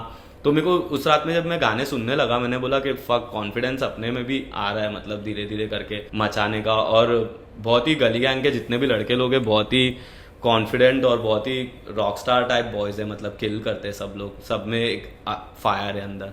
बिकॉज वो फायर हम लोग को खाली ऑन स्टेज देखने मिलता है। Every time Divine is performing, the whole Gully gang is there, हम लोग को वो एनर्जी देखने मिलता है। We can sense that energy, अरे क्या परफॉर्मेंस है, क्या एक्ट है, ये वो, मतलब but no one knows what is the process behind it. मतलब इन लोग एक्चुअली स्टूडियो में क्या करते हैं, ये गाना बनता है कैसा है, पब्लिक इसको क्रिएट कैसा करती है, प्रोसेस क्या है, ये किसी को मेजोरिटी पता नहीं। But if you trust the process, you fucking get on the stage and give a banging performance. हाँ. वही scene है. So this was, but let's come to the on stage वाला thing. So you have performed a lot of places with Divine and the whole Gully Gang. So how is the experience on stage after this process in the studio? वही तो पहला अपन एक time पे club में perform करते थे और ऐसे स्ट्रीट्स पे परफॉर्म करते थे, और एक दिन अचानक से एक बड़ा फेस्टिवल में जब मैं गली गैंग साइन हो गया था तो उस टाइम पे शायद कोहिनूर एल्बम का टूर चल रहा था और मेरे को ऑफिशियली पार्टनर बना दिया था कि मैं भी ट्रैवल कर रहा था कोहिनूर टूर के टाइम पे। तो मैं विवेन भाई का सिटी टू सिटी ट्रैवल कर रहा था, तो मैं जब भी देखा कि बड़े बड़े स्टेज पे अपन ओपन कर रहे हैं डिवाइन के लिए और पब्लिक का नॉइज, उसके फैंस लोग इतने एग्रेसिव रहते थे, उसके अब वेट करते थे, ये सब देख के इतना इंस्पिरेशन आया स्टेज पे। पहले मैं इतना मतलब मैं कॉन्फिडेंट था, मेरे को स्टेज हमेशा मेरे को मतलब चाहिए रहता था, बट क्लब में अपन शो करते अपन किल कर देते थे, मतलब एकदम फाड़ ही देते थे अगर एंटी सोशल में या सोशल में रास्ता में, क्योंकि वो छोटा स्पेस है, 100 लोग के सामने अपन 100 लोग को नचा देते थे। बट धीरे धीरे करके जब मैं बड़े बड़े स्टेज पे जाने लगा और मैंने देखा कि आपको 6 गाना परफॉर्म करना है, 7 गाना परफॉर्म करना है, मतलब मैंने शुरू किया था ऐसा कि 3-4 गाना ही मैं परफॉर्म करता था अगर मैं ओपन करता डिवाइन के लिए। फिर जब मेरे को पता चला कि आर्टिस्ट को पूरा सेट पुट अप करना पड़ता है एक बड़े से फेस्टिवल में, साउंड क्या होता है मेरे को पता चला, साउंड चेक क्या होता है, अपन ने कभी साउंड चेक नहीं किया, मेरे को इन ईयर मॉनिटर क्या होता है मेरे को नहीं पता था। बट गली गैंग उन्होंने मेरे को बोला था कि अपन साथ में कुछ करेंगे तो आर्टिस्ट जैसा देखो बिल्ड करेंगे, मतलब अपना डील ही ये हुआ था और 100% उन लोग ने वो किया। तो मेरे को इन ईयर के बारे में पता चला कि मॉनिटर्स ऐसा लगा के तुम इन ईयर पे तुम्हारा आवाज़ सुन सकते हो। हम लोग क्लब्स में सिर्फ बीट लगाते और उसके ऊपर रैप करते। तो धीरे धीरे करके मेरे को स्टेज का वाइब समझने लगा और उन लोग ने मेरे को सब शोज़ पे डाला, इतना शोज़ मैंने किया। आज के तारीख में अपन खुद का मेरा बैंड है और सीधा मैं बैंड के साथ NH7 परफॉर्म कर रहा हूँ, लॉला पलूजा परफॉर्म कर रहा हूँ, समझ रहे हो? एग्जैक्टली तो वही मतलब टेकिंग दैट एक्सपीरियंस नाउ, मतलब हम लोग भी देख रहे हैं like so far you are going on big stages like NH7, Lollapalooza, and there is a many more to come now. But let's talk about your first international gig. क्योंकि हम लोग ने देखा you are performing with Divine in Dubai, and we also saw that photograph of your mom being present over there to watch your gig. मतलब from when you wanted to start doing hip hop, घर पे जो opposition मिला कि बेटा ये मत कर, पढ़ाई कर, ये वो सब, from there to your mom coming abroad to your show, that is like that talks about your music and your progress 100%. That you have made in the music.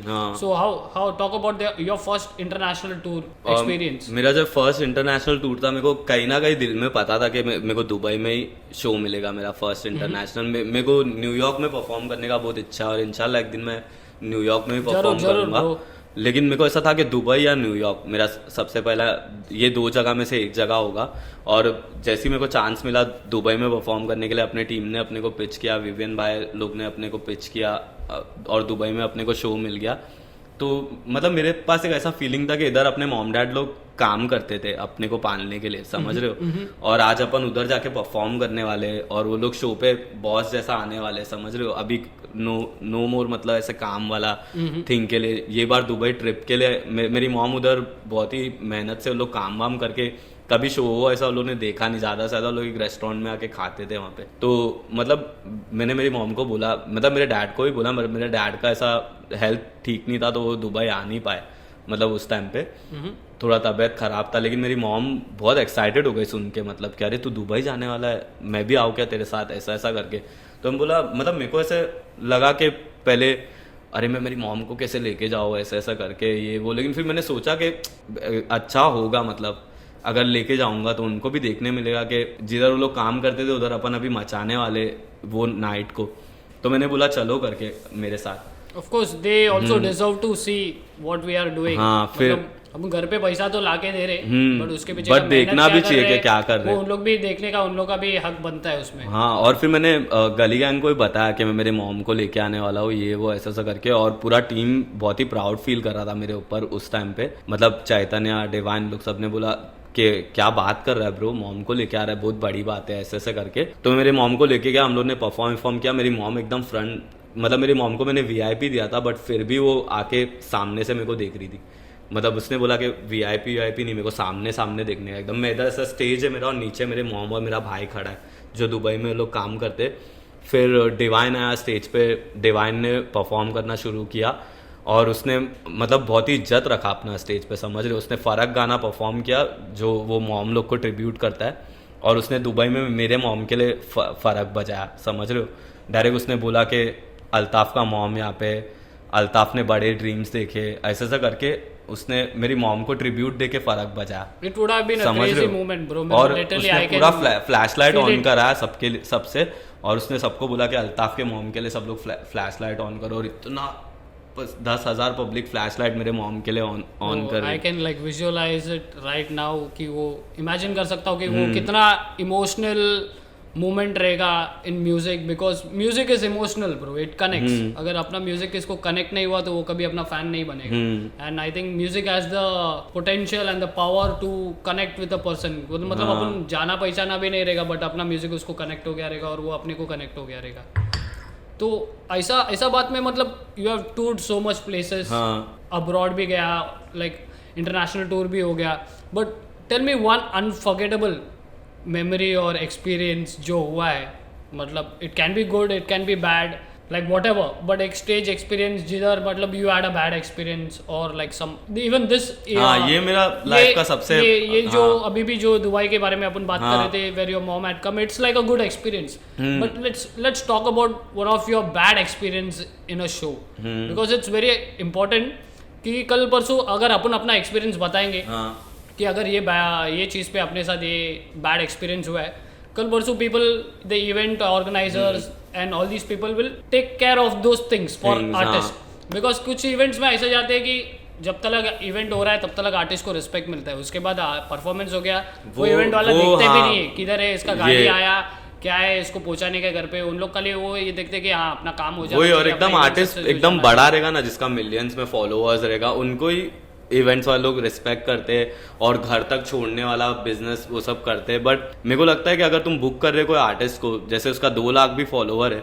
तो मतलब ऐसा मत करो कि जब तक वो परफॉर्म कर रहा है तुम ऐसे उसके साथ हो भाई भाई बोल के, जैसी परफॉर्मेंस हो गया आप गायब हो गए, आप साउंड में आर्टिस्ट को सीरियस नहीं ले रहे हो। ये अगर 1 मिलियन वाला आर्टिस्ट स्टेज पे जा रहा है, भले से क्लब भी हो, तुम साउंड एकदम प्रॉपर रखोगे, तुम उनके लिए कॉन्फिडी विन्फिडी एकदम प्रॉपर रखोगे, एक भी चीज़ स्लाइड नहीं होना चाहिए।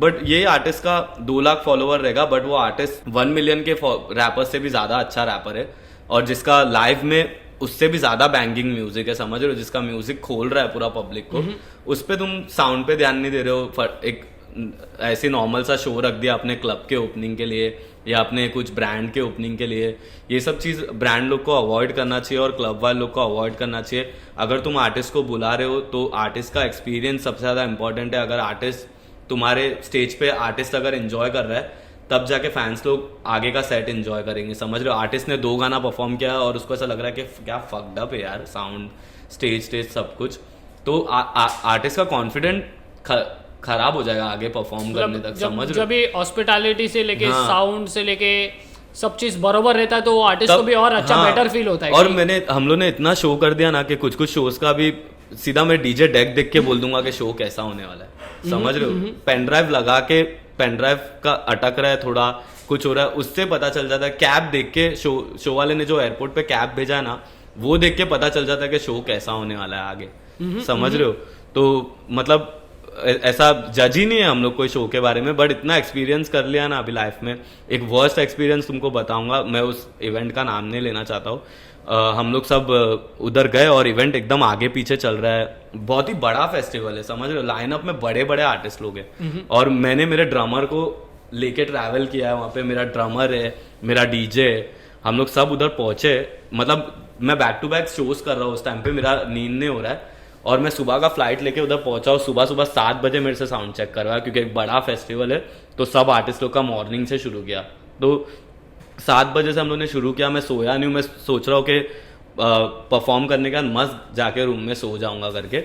हम लोग उधर गए, सब कुछ आगे पीछे हो रहा है। पुलिस का वो जो फेस्टिवल वाला था, उसने पुलिस से परमिशन ही लिया ग्राउंड में बजाने के लिए। बीच बीच में पुलिस आके आर्टिस्ट लोग को स्टेज पे से उतार रहे।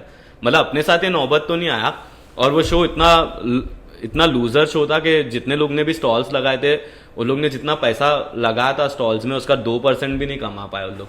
तो स्टॉल्स वाले लोग भड़के थे ओनर को मारने के लिए।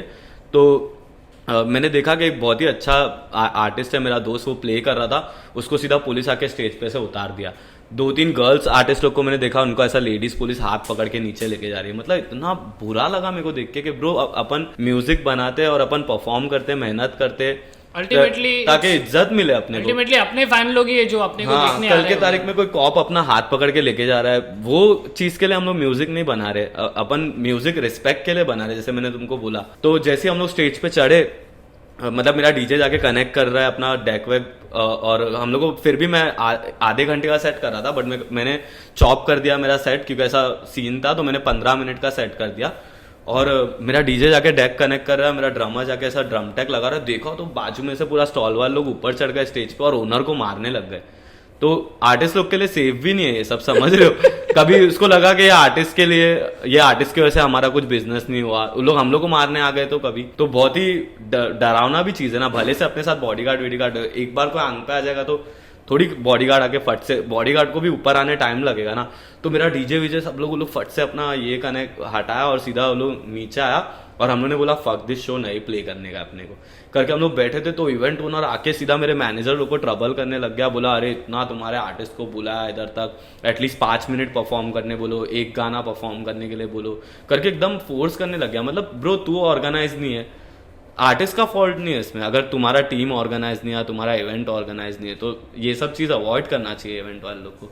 सब कुछ फुल प्रूफ रहना चाहिए आर्टिस्ट के स्टेज पे जाने तक। लाइक मेरे को तो समटाइम्स ऐसा लगता है कि इवेंट वाले लोग खाली they focus on selling the tickets, एक बड़ा आर्टिस्ट को पेमेंट करके लाया और टिकट्स भेजा, बट उसका उधर टेक राइडर से लेके उधर का सिक्योरिटी से लेके हॉस्पिटैलिटी लाइक सब थोड़ा फक्ड अप ही रहता है। हाँ। और अपना फैंस भी आके उन लोगों को इतना ये हो जाता है, मतलब बहुत सारा इवेंट्स में मैं देखा हूँ पब्लिक के लिए लाइक प्रॉपर गर्दी में इतना फंस के इन लोग ये हो जाता है, प्रॉब्लम होता है, लड़की लोग के लिए सेफ हाँ, नहीं लड़की है। लोग और के लिए लोलापालूजा एक सबसे बड़ा एग्जाम्पल है, ये जितने भी इवेंट पब्लिक अगर करना चाहती है ना, बड़ा फेस्टिवल ऐसा सब, लोलापालूजा मेरे को इतना ऑर्गेनाइज फेस्टिवल मैंने मेरे लाइफ में कभी नहीं देखा। मतलब इतना ऑर्गेनाइज, आर्टिस्ट का एंट्री इतना स्मूथ, आर्टिस्ट लोग के लिए बग्गी रिक्शा सब कुछ है अंदर इवेंट में, सब कुछ, एंड फूड से लेके आर्टिस्ट का सर्विस वर्विस पूरा।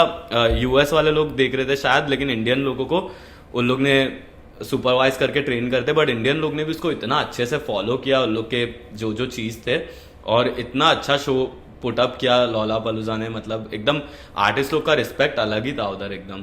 मतलब तो ये सब लोग को सीखना चाहिए ऐसे फेस्टिवल से। मेरे को लगता है अभी बहुत सारे और मतलब ऐसा रोलिंग लाउड, लोलापालूजा, ऐसा बहुत सारे म्यूजिक फेस्ट है अभी इन फ्यूचर आ सकता है इंडिया में, because the hip hop scene in India is growing, the music scene is India is growing, so मतलब there is possibilities. I think if the leader is right, I think everything will fall in the right place. सब सही तरीके से lead होएगा अगर वो जो leader है वो सही तरीके से सब कुछ हैंडल कर रहा है, ऑर्गेनाइज कर रहा है। अगर किधर भी कोई थोड़ा डिसऑर्गेनाइज्ड है तो सम थिंग्स और some way it's gonna get fucked up, वो तो होगा ही। और लास्ट में it's gonna be a very shame for the artist, because मतलब आर्टिस्ट को देखने इतना सारा फैंस आया है, उसका आधा घंटे का सेट सुनने आया है, लेकिन वो गा रहा है 15 मिनट तो मतलब there is a disappointment for the fans. 15 minute भी नहीं, फिर ऐसा आर्टिस्ट प्ले भी करने आ रहा तो कोई भी आ रहा है स्टेज पे, ये सब वाइब पसंद ही नहीं है। तो मतलब अपना फैंस को भी फिर नेक्स्ट टाइम आने का इंटरेस्ट नहीं रहेगा, बोले अरे इन लोग का, क्योंकि फैंस लोग बहुत ही उम्मीद से आते हैं। अगर अपन एक गाना नहीं प्ले करते ना, स्टोरीज आने लग जाता है कि अरे ये ट्रैक नहीं प्ले किया, वो ट्रैक नहीं प्ले किया, फैंस लोग हेट करते हैं अगर, बट उन लोगों को पता भी नहीं कि we are not responsible for that. और इवेंट वाले को ये नहीं फर्क पड़ता है कि आर्टिस्ट गाना प्ले कर रहा है कि नहीं, इवेंट वाले को अपने अपीयरेंस से फर्क पड़ता है बस। तो ये अवॉइड करना चाहिए कि सिर्फ आर्टिस्ट के अपीयरेंस के लिए तुम पैसा पे मत करो। वैसे भी मेरे को लगता है कि ये जो शोज हम लोग करते हैं वो पैसा हम लोग शो का नहीं लेते, शो हम लोग तो ये हमारा पैशन है शो करना, हम स्टेज पे जाते हैं एंजॉय करते हैं। शो में हम लोग, शो के लिए मैं पैसा नहीं लेता, हम पैसा लेते कि हम फ्लाइट पकड़ के सुबह उठ के बैठ रहे फ्लाइट में, उधर पहुंच रहे, होटल में बैठ रहे, तुमको मेरा मैं टाइम दे रहा हूँ, अपन पैसा उसका लेते, परफॉर्मेंस का पैसा नहीं लेते। पूरा अपन जैम सेशंस भी होता है, हाँ, फिर जैम सेशन स्टूडियो बुक करते हैं हम लोग। एक शो स्टेज पे एक बार अपन चले आते हैं, अपन खुश हो जाते हैं, एक बच्चे को गार्डन में छोड़ दिया, वैसा वाला सीन है अपना। बट ये ट्रैवल वो सब है जो बहुत हेक्टिक है आर्टिस्ट लोग के लिए। मतलब आर्टिस्ट एक है स्टेज में, बट उसके पीछे जो टीम काम कर रहा है वो टीम के वजह से ही वो पूरा वो एक आर्टिस्ट है। अगर वो आर्टिस्ट को खाली उन लोग ने वो प्रॉपर हॉस्पिटैलिटी दिया और टीम को ये कर दिया तो मतलब that is like doing injustice for the whole team. तो किधर ना तो किधर वो एक परफॉर्मेंस में जाके वो एक फकअप होता ही है, होता ही है। हाँ, अभी जैसे बैंगलोर में हम लोग एक शो कर रहे थे SMF करके फेस्टिवल का नाम था और बहुत ही बड़ा फेस्टिवल था। लाइनअप में ऑफसेट ये लोग सब भी थे, डिवाइन था लाइनअप में और बहुत सारे कृष्णा, रफ्तार, बहुत ही बड़े बड़े आर्टिस्ट लोग लाइनअप में थे और बहुत ही अच्छा लाइनअप था मतलब। लेकिन अपने को सिचुएशन पता ही नहीं था उधर। उस दिन बैंगलोर में इतना बारिश हो गया कि पूरा फेस्टिवल कीचड़ कीचड़ हो गया और मतलब तुम वॉक ही नहीं कर सकते वहाँ पे, ऐसा हालत हो गया था। और हम लोग को एक टाइम पे मतलब मेरा सेट था वहाँ पे 6:30 बजे मैं प्ले करने वाला था और 8 बज गया मैं होटल में ही बैठा हूँ, समझ रहे हो। और इतना क्या शो होने वाला है, मैंने उम्मीद ही छोड़ दिया था कि शो नहीं होने वाला है। बट अपने टीम में अपना टीम इतना इंस्पायरिंग है, उन लोगों ने बोला ब्रो अगर 10 जन भी है ना तू जाके तेरा बेट कंप्लीट कर दे ब्रो, तू जाके वो 10 लोग भी, क्योंकि तेरे को सुनना है ब्रो, 10 लोग भी बहुत इंपॉर्टेंट है। 10 लोग अगर तू नहीं आया तेरे टाइम पे खड़े रहेंगे वो लोग और तू आया नहीं, बोलेंगे अरे। अब बोला बाकी आर्टिस्ट लोग कर रहे, तो मैं गया टीम के साथ और हम लोग एकदम बारिश हो रहा था, मैं बारिश में उतर गया स्टेज पे सीधा। और जब मैं परफॉर्म कर रहा था तभी 20 लोग सामने खड़े थे मेरे, समझ रहे हो। और मैंने प्ले करना शुरू किया, सोच मैंने शुरू किया। जैसे ही मैं सोच प्ले करते करते सोच खत्म होने तक मैं जैसी देख, क्योंकि मैं इतना मुंह पे पानी आ रहा है तो मैं ऐसा आंख बंद करके रैप कर रहा हूँ, समझ रहे हो। मुझे दिख रहा ही नहीं है कुछ भी, पूरा एकदम ऐसा ब्लरी है। जैसे ही परफॉर्म करने तक मैं ऐसा आंख पोंछ के देख रहा हूँ, पीछे तक 1000 पब्लिक आ गई है, समझ रहे हो, अपने टाइम पे। तो मतलब मेरा परफॉर्म करना उधर इतना इंपॉर्टेंट था कि बैंगलोर के फैंस लोग फॉरवर्ड थे अपने को देखने के लिए, समझ रहे हो। और मेरे बाद और जो आर्टिस्ट था उसने मेरे को थैंक्स बोला कि बोला ब्रो एक टाइम पे अभी 20 लोग भी नहीं खड़े थे बट तूने इतना क्राउड पुल कर दिया ब्रो करके। तो वो भी एक बहुत ही यूनिक फीलिंग था मेरे लिए कि मैं बारिश में परफॉर्म कर रहा था, एकदम तेज बारिश में परफॉर्म कर रहा था। और उधर कितना 15 डिग्री था वहाँ पे वो टाइम पे, ठंडी में हम लोग एकदम बारिश में परफॉर्म कर रहे थे और एकदम एनर्जेटिक था वो, मतलब लाइफ का सबसे यूनिक। मैंने तो कुछ वीडियोस देखा कि सब जन अपने अच्छे स्नीकर्स पे प्लास्टिक पहन के उधर। हाँ। और मेरे को तो मतलब it was kind of funny for me also, but महंगे जूते हैं उसको तो बचाना तो पड़ेगा, बचाना ही पड़ेगा, नहीं जा सकते। बट फैंस भी बहुत ही डेडिकेटेड थे, बैंगलोर के फैंस लोग को शाउट आउट दूंगा, मतलब उनको मैं मानता हूं। मतलब I saw offsets video also, उसने भी आया कि अपने फैंस लोग के लिए 1-2 गाना उसने परफॉर्म किया, पूरा बारिश में परफॉर्म किया और फिर वो निकल गया उसके बाद। मैं मतलब see artist is here for the fans, but is the event there for the artist, that is the main question. हाँ, इवेंट ऑर्गेनाइजर जो भी है पूरा टीम, उन लोग अगर आर्टिस्ट को सही तरीके से ट्रीट करते, उसके लिए सब कुछ करते, तो it's gonna be a more boost for the artist to come and do a raging performance for the fans over there. और मतलब वो फैंस खाली हम लोग के लिए नहीं, अगले बार हर बार वो इवेंट रहेगा तो उन लोग आएंगे, क्योंकि एक बार उन लोग को एक अच्छा एक्सपीरियंस मिल गया है तो हर बार उन लोग आएंगे। So moving on to the next thing. So after getting into Gully Gang and all this performance का experience, I've seen you done a lot of collaborations. इधर अपना मुंबई में भी, फिर उसके बाद अपना नॉर्थ में भी काफ़ी लोग के साथ you have collaborated. So मतलब किसके साथ, मतलब I can say you have collaborated with Ikka, Sharul and Raftar, अपना 7 Bantais and some other artists also. मतलब किसका ऐसा collab like you were really into it, बहुत मजा आया, मतलब कौन सा कोलैब बहुत खतरनाक था? मतलब ये जितने भी कोलैब्स थे ना, मतलब वो हर कोलैब के लिए मैं एकदम फॉरवर्ड रहता था, क्योंकि कोई भी आर्टिस्ट अगर मेरे को बोल रहा है कि अरे वी वांट योर वर्स, तो एकदम मैं ऐसे आर्टिस्ट लोग को सुनता हूँ कि जो फीचर किलर नाम से जाने जाते हैं कि अरे ये आर्टिस्ट को लेगा तो फीचर। और मेरे को बहुत अच्छा लगता है कि दूसरे के स्पेस में जाके अपना आर्ट उधर दिखाने के लिए। तो ऐसे मतलब सब कोलैब में मैंने एंजॉय किया। जैसे लोका एक बहुत ही यूनिक आर्टिस्ट था मतलब अभी लोका का म्यूजिक शायद अभी आ रहा है क्या नहीं पता नहीं, बट उस टाइम पे बहुत ही यूनिक साउंड पे वो काम कर रहा था। भले से वो भी तभी स्टार्ट कर रहा था और वो भी थोड़ा म्यूजिक के बारे में देख रहा था, बट जो उसका बीट सिलेक्शन था, उसका साउंड सिलेक्शन मेरे को बहुत पसंद आया, क्योंकि और वो हमेशा बोलता है कि उसको वो गिटार बजाता है और फ्लूट्स बजाता है, तो उसको म्यूजिक का एक नॉलेज था लोका को। तो वो जैसा बीट्स क्रेजी वाइब से मांगता था, तो वो बीट का स्टाइल मेरे को बहुत पसंद था। और उसने फर्स्ट टाइम जो मेरे को छोटे सुन का जब बीट भेजा था, वो गाना मेरे लाइफ का सबसे एंजॉइंग गाना है, मतलब वो गाने में मैंने एंजॉय किया है। मतलब that is also a breakout track for you, मतलब ब्रेकआउट ट्रैक मेरे लिए तो मतलब I have few picks which we will talk about, but छोटे सुन is also I think it started banging a lot of code Mumbai 17 के थोड़ा मतलब underground level में था, हाँ। छोटे सुन was started playing in the clubs, like colleges, like university, DJ Sa and all these guys were playing those songs in the clubs, and like, everyone was enjoying that song at that point of time. वो youngster लोग इतना पसंद करेंगे वो गाना, मेरे को मतलब लगा ही नहीं। और जब लोका ने फर्स्ट टाइम मेरे को साउंड भेजा और बीट एकदम बैंगिंग था, और उस टाइम पे मैं बस्ता राइम्स का म्यूजिक इतना सुनता था, भले से दोनों का इंस्पिरेशन अलग था। लोका शायद कोई न्यू एज रैपर को देख के वैसा बीट बनवाया, समझ रहे हो, और मैं बस्ता राइम्स को वो टाइम पे सुनता था, मतलब एकदम एकदम मैं फैन था बस्ता राइम का, कि जैसे वो फास्ट रैप करता था। लुक एट मी नाउ में उसने फास्ट रैप किया एकदम, तो लुक एट मी नाउ में इतना सुनता था उस टाइम पे बस्ता राइम्स का, और बस्ता राइम्स के पीछे पीछे सब पकड़ने की कोशिश करता, बट कभी पकड़ ही नहीं पाया मैंने। तो मैंने बोला क्यों नहीं मैं अपना ऐसा रैप बनाऊं कि मेरा कोई नहीं पकड़ पाए बस्ता राइम्स जैसा, कि पब्लिक मेरा भी रैप रीमेक करे और मेरी स्पीड पकड़ ही ना पाए। तो उसी टाइम पे मेरे को लोका ने वही अराउंड में बीट भेजा, और मैंने सुना उसका लोका का वर्स था बॉम्बे के गली को खोलूं में, थोड़ा टोन अलग था, सब कुछ अलग था।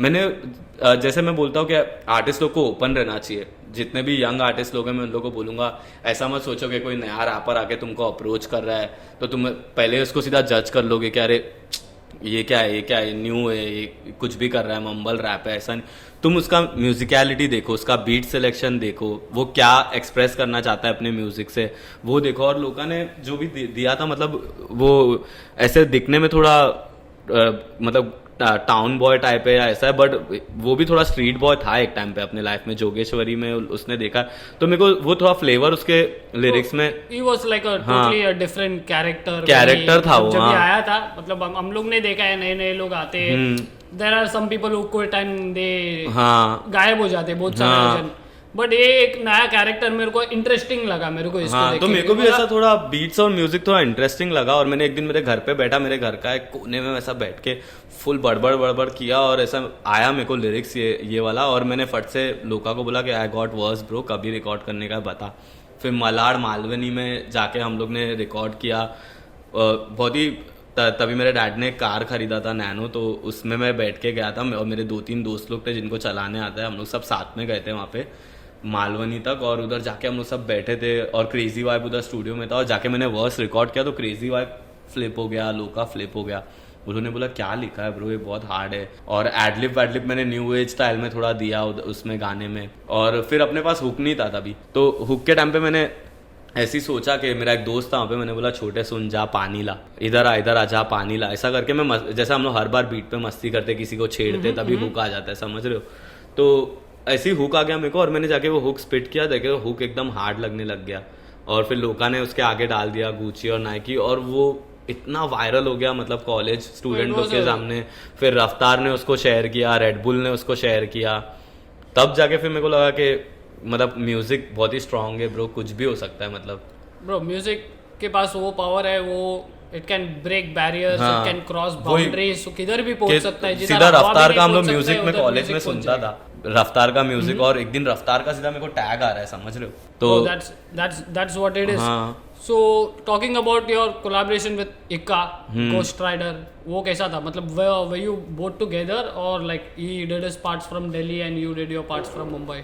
मेरे को लगता है कि इक्का बहुत अच्छा रैपर है, मतलब और finest, one of the finest बोल सकता हूँ मैं। इंडियन हिप हॉप में कोई आर्टिस्ट है तो इक्का है। उसमें मतलब एक है उसका वो कमर्शियल साइड जब भी लोग करते थे तभी लोग करते थे, बट जैसे ही वो हिप हॉप में आ गया उसको बहुत नॉलेज है, वो बहुत ही हार्ड इंसान है मतलब, और एकदम दिलदार आदमी है। बात भी करता है तो एकदम दिल खोल के बात करता है, और ऐसे मतलब जज करने वाला इंसान नहीं, मतलब इतने बड़े लेवल पे कोई रहता है तो लोग ऐसे मतलब आर्टिस्ट को जज करते कि अरे क्या कर रहा है। इक्का ने मेरे को 2-3 मेरे गाने सुना उन्होंने, और हम लोग दोनों ने एक दूसरे को इंस्टाग्राम पे फॉलो किया, ऐसी बात शुरू हुआ।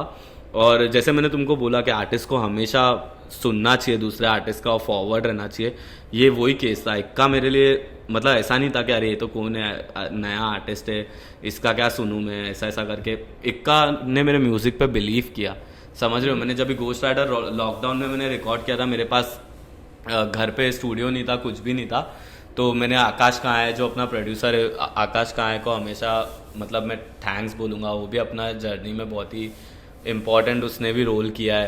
तो उसने मेरे को अपने घर पे 1 हफ्ते का कैंप करने के लिए दिया आकाश ने, वो और मैं मिलके 2-3 म्यूज़िक बनाए। तो उसी अराउंड में गोस्ट राइडर मतलब मैं ऑटो ट्यून में बहुत ट्रिप करने लग गया था, न्यू वेव के साइड में थोड़ा मेरा फेस हो गया था। थोड़ा बस्टर राइम्स सुनने के बाद में धीरे धीरे करके ट्रैविस स्कॉट का मैं फ़ैन बनने लग गया। तो मैं बहुत ज़्यादा ट्रैविस म्यूज़िक सुनता था। तो एक दिन मैंने आकाश को बोला कि मेरे को ट्रैविस स्कॉट टाइप बीट चाहिए, तो उसने मेरे को ये बीट दिया गोस्ट राइडर का, और मैं उस पर ऐसा राइड करूँ घोस्ट राइडर जैसा ऐसा ऐसा करके फिर ऑटो ट्यून लगा के हम लोग ने उस पर ट्रिप करने लग गए और एक अच्छा हुक बन गया। फिर मैंने मेरा वर्स भी किया उस पर और ट्रैक एकदम यूनिक और न्यू साउंड हो रहा था, एकदम बीट वीट भी एकदम बैंगिंग था, स्नेर पूरा न्यू स्कूल था। क्योंकि आकाश भी उस साइड से तो उसको पता है कि एक इंटरनेशनल आर्टिस्ट का कैसा साउंड करना चाहिए। तो मैंने सुना और मैं उस टाइम पे इक्का ने भी एल्बम रिलीज किया था तो बहुत ही हिप हॉप ही रैप करता था इक्का। मतलब मैंने बोला ये आर्टिस्ट हिप हॉप भी बहुत ही हार्ड करता है, मतलब कमर्शियल में भी ये देता है और हिप हॉप में भी देता है। तो मैंने इक्का को बोला कि एक दिन ऐसा कि अरे भाई मेरे पास एक गाना है आपके लिए, अपने को करना चाहिए। फट से मेरे को इक्का भाई ने बोला कि भेजो तुम जो भी है गाना। तो मैंने इक्का भाई को फट से उन्होंने मेल भेजा, मैंने उनको गाना भेजा और मैं बोला भाई हो सके तो एक वर्स दो अच्छा वाला ये वो। उसने बोला सुन के देखता हूँ। फिर उन्होंने मेरे को रिप्लाई किया, बोला अल्ताफ मेरी जान गाना बहुत हार्ड है ऐसा ऐसा करके उन्होंने मेरे को बोला मैं जल्दी वर्स दूंगा ऐसा ऐसा करके बोला। फिर 14-15 दिन के बाद एक दिन उन्होंने मेरे को फ़ोन किया, बोला कि अल्ताफ वर्स इतना हार्ड आ गया है ना ब्रो, बहुत हार्ड वर्स आ गया है, मैं तुमको भेज रहा हूँ। एकदम एक्साइटेड हो गया मैं। फिर उन्होंने भेजा और जैसे ही मैंने वर्स सुना मैंने बोला फक इक्का ने तो किल कर दिया मतलब ये गाने में। हम लोग ने जब भी वीडियो देखा था it was like animated video. हाँ तो फिर वो उस लॉकडाउन के टाइम पे अपने को शूट वूट करने का सोर्स नहीं था, कुछ भी नहीं था, तो अपने फ्रेंड्स लोग या टीम वीम वाले लोग ने पिच करके एक एनिमे वीडियो बना दिया टीम वाले लोग ने मिलके। अदरवाइज मेरे को लगता है इफ ये लॉकडाउन ये सब नहीं होता था, इफ यू एंड इक्का was supposed to be in a video with some अरे हम लोग ने बहुत अच्छा कॉन्सेप्ट सोचा था। गाना सुनने का टाइम मतलब मेरे माइंड में तो वही विजुअल्स आते हैं, like you are riding some good horse power 100% high budget video. हाँ got some good shawties 100%। But big shout out to Ikka, मतलब ऐसे आदमी लोग चाहिए हिप हॉप में। और सो मूविंग ऑन, अपना एरिया का कोलैब 7 बंटाइज के साथ हार्ड कैम। सो वो कोलैब क्या कैसा था? मेरे को लगता है वो that was more fun chill. मतलब वो भी मेरा एक बहुत ही बंटाइज के बाद मैं जब भी मिलता हूँ ना, एक मेरा अंदर का मस्तीखोर अल्ताफ आता है। मैं बंटाइज के बाद मिलके कभी भी ऐसा दुख वाला रैप लिख ही नहीं सकता, मतलब कि ऐसा अगर मैं वो बंटाइज बोलेगा ना कि अरे अपने लाइफ के दर्द के बारे में अपन सब मिलके रैप करेंगे ऐसा करके लोग बोलेंगे ना, मैं कभी लिख ही नहीं पाऊंगा ना वो लोग लिख पाएंगे। समझ रहे हो? अगर हम लोग एक स्टूडियो में बैठ के सोच रहे कॉन्सेप्ट के नहीं ब्रो थोड़ा पेन के बारे में बात करते हैं, क्योंकि हम लोग में वैसा है नहीं, हम लोग मस्ती खोर एकदम, मतलब सब लोग एक दूसरे से बॉन्डिंग बहुत अच्छा है, एक दूसरे से मस्ती बहुत करते हैं। तो मैंने मतलब योकू में को हम लोग लिल टेका बहुत सुनते थे, योकू बंटाइज, और एज सेम है तो म्यूजिक इंस्पिरेशन भी सेम है। आज भी हम लोग सब साथ में लिल बेबी सुन के बहुत एक्साइटेड हो जाते हैं, योकू में और साथ बंटाइज हम लोग सब क्या अरे तूने ये गाना सुना, मतलब कितना गाना मैं नहीं सुना रहता हूँ लिल बेबी का जो योकू ने सुना है या साथ बंटाइज के लड़के लोग ने सुना रहता है। तो वही मेरे को बहुत अच्छा लगता है कि सेम एज है और सेम पेस है अपना, समझ रहे हो, बॉयज लोग का काम करने का। उस टाइम पे मैं भी लिल टेका सुन रहा था और लोग भी लिल टेका सुन रहे थे, तो हम लोग ने वैसा बीट का बनवाया और उस पे जाके सेम लिल टेका ऐसा सब लोग ने ऑटो ट्यून में वर्स मारने लग गए। फिर बंटाइज इतने फॉरवर्ड थे बॉयज लोग, ऐसा नहीं कि गाना बना के अपने कोई आर्टिस्ट लोग सिर्फ वर्स ले लेते और अपने जेब में रख देते, मतलब आर्टिस्ट, बट बंटाइज लोग इतने अच्छे थे कि उन लोगों को इतना विजन दिख गया गाने में और उन लोग ने सीधा बोला कि ब्रो हम लोग विला बुक कर रहे हैं, ये वो बुक कर रहे हैं, और सीधा बोला ऑब्वियसली हम लोग भी थे उधर, शूट आए थे शूट में, मालूम है क्या। और सिर्फ अपन ने उस दिन काम ही नहीं किया, अपने उसके बाद पार्टी किया, सुबह तक उधर रुका, बहुत ही अलग वाइब है मतलब बॉयज के साथ। मतलब व्हेन द म्यूजिक वैसा क्रिएट हो जाता ना तो माहौल भी वैसा बन जाता। और हुड कोलैब हमेशा स्पेशल है, हमेशा स्पेशल, मतलब लाइफ चेंजिंग है हमेशा। Then talking about our cypher, united cypher, जिसमें 7 बंटाइज है, you are there and like everyone is over. वो साइफर का स्टोरी बता, टाइम है तो मैं बता सकता हूँ कैसा। Of course we have all the rack Anna के पास एक घर था, उसमें अपन सब जाके चिल करते थे थोड़ा टाइम। एक दिन आकाश उधर आया था और उधर म्यूजिक बना रहे थे हम लोग, और सब लोग इतना एक ही स्टूडियो में इतने सारे बॉयज लोग हैं, सब लोग धीरे धीरे वर्स लिख रहे हैं और सब लोग अपना बेस्ट दे रहे हैं, समझ रहे हो।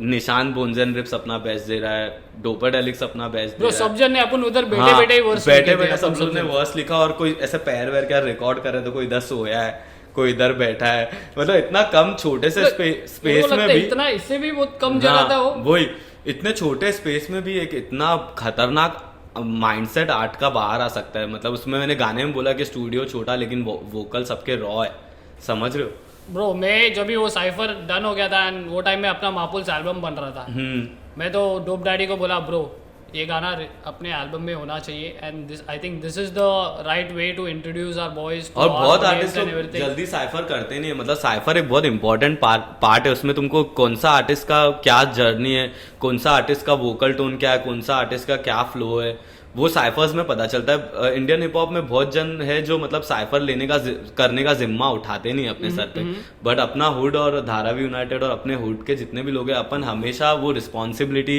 लिया है कि साइफर हम लोग डाले, समझ रहे हो? तो बिग अप से अपने लोगों के साइफर जैसे चीज को हम लोग ने जिंदा रखा है अभी तक।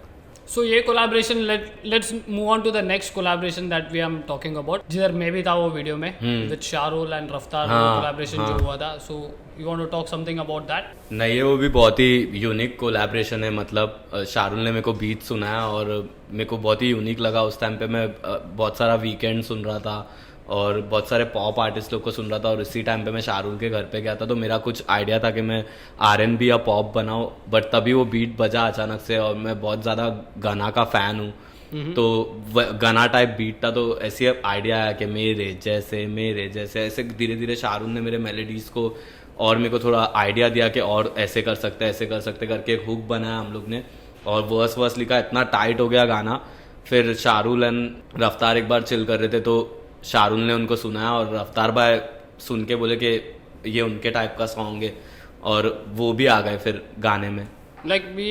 ये like in the beginning you are a fan of Raftaar, then मतलब वो सरप्राइज हुआ था कि छोटे से उन्होंने जब ये रिलीज हुआ था Raftaar shared it, from being a fan to collaborating with him, like being on the same track. तो रफ्तार और like in between you, how was the bond over there in the sets when while you were shooting the whole video? मतलब बहुत ही मतलब रफ्तार भाई के साथ मैं बहुत चिल कर चुका हूँ, मतलब पहले भी ऐसे जैसे छोटे सुन आ गया था, फिर वो बॉम्बे में जब भी आते थे हम लोग मिलते थे, मतलब वो हमको बुलाते थे या हम लोग कोई क्लब में मिलते थे साथ में।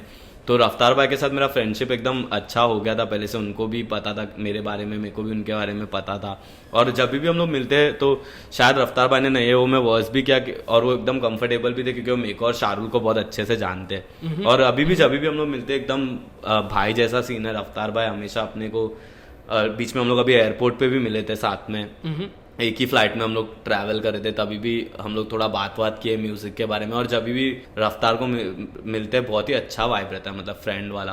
crazy bro, even I have heard some good things about him also, so like it doesn't matter when we meet personally जब भी मीट करेंगे तो एक इंसान का वो एक्चुअल दिख के आता है कि हाँ रियल लाइफ में ये कैसा है, ये बंदा कैसा है, बात करता है, ये वो बिहेव करता है, ये वो।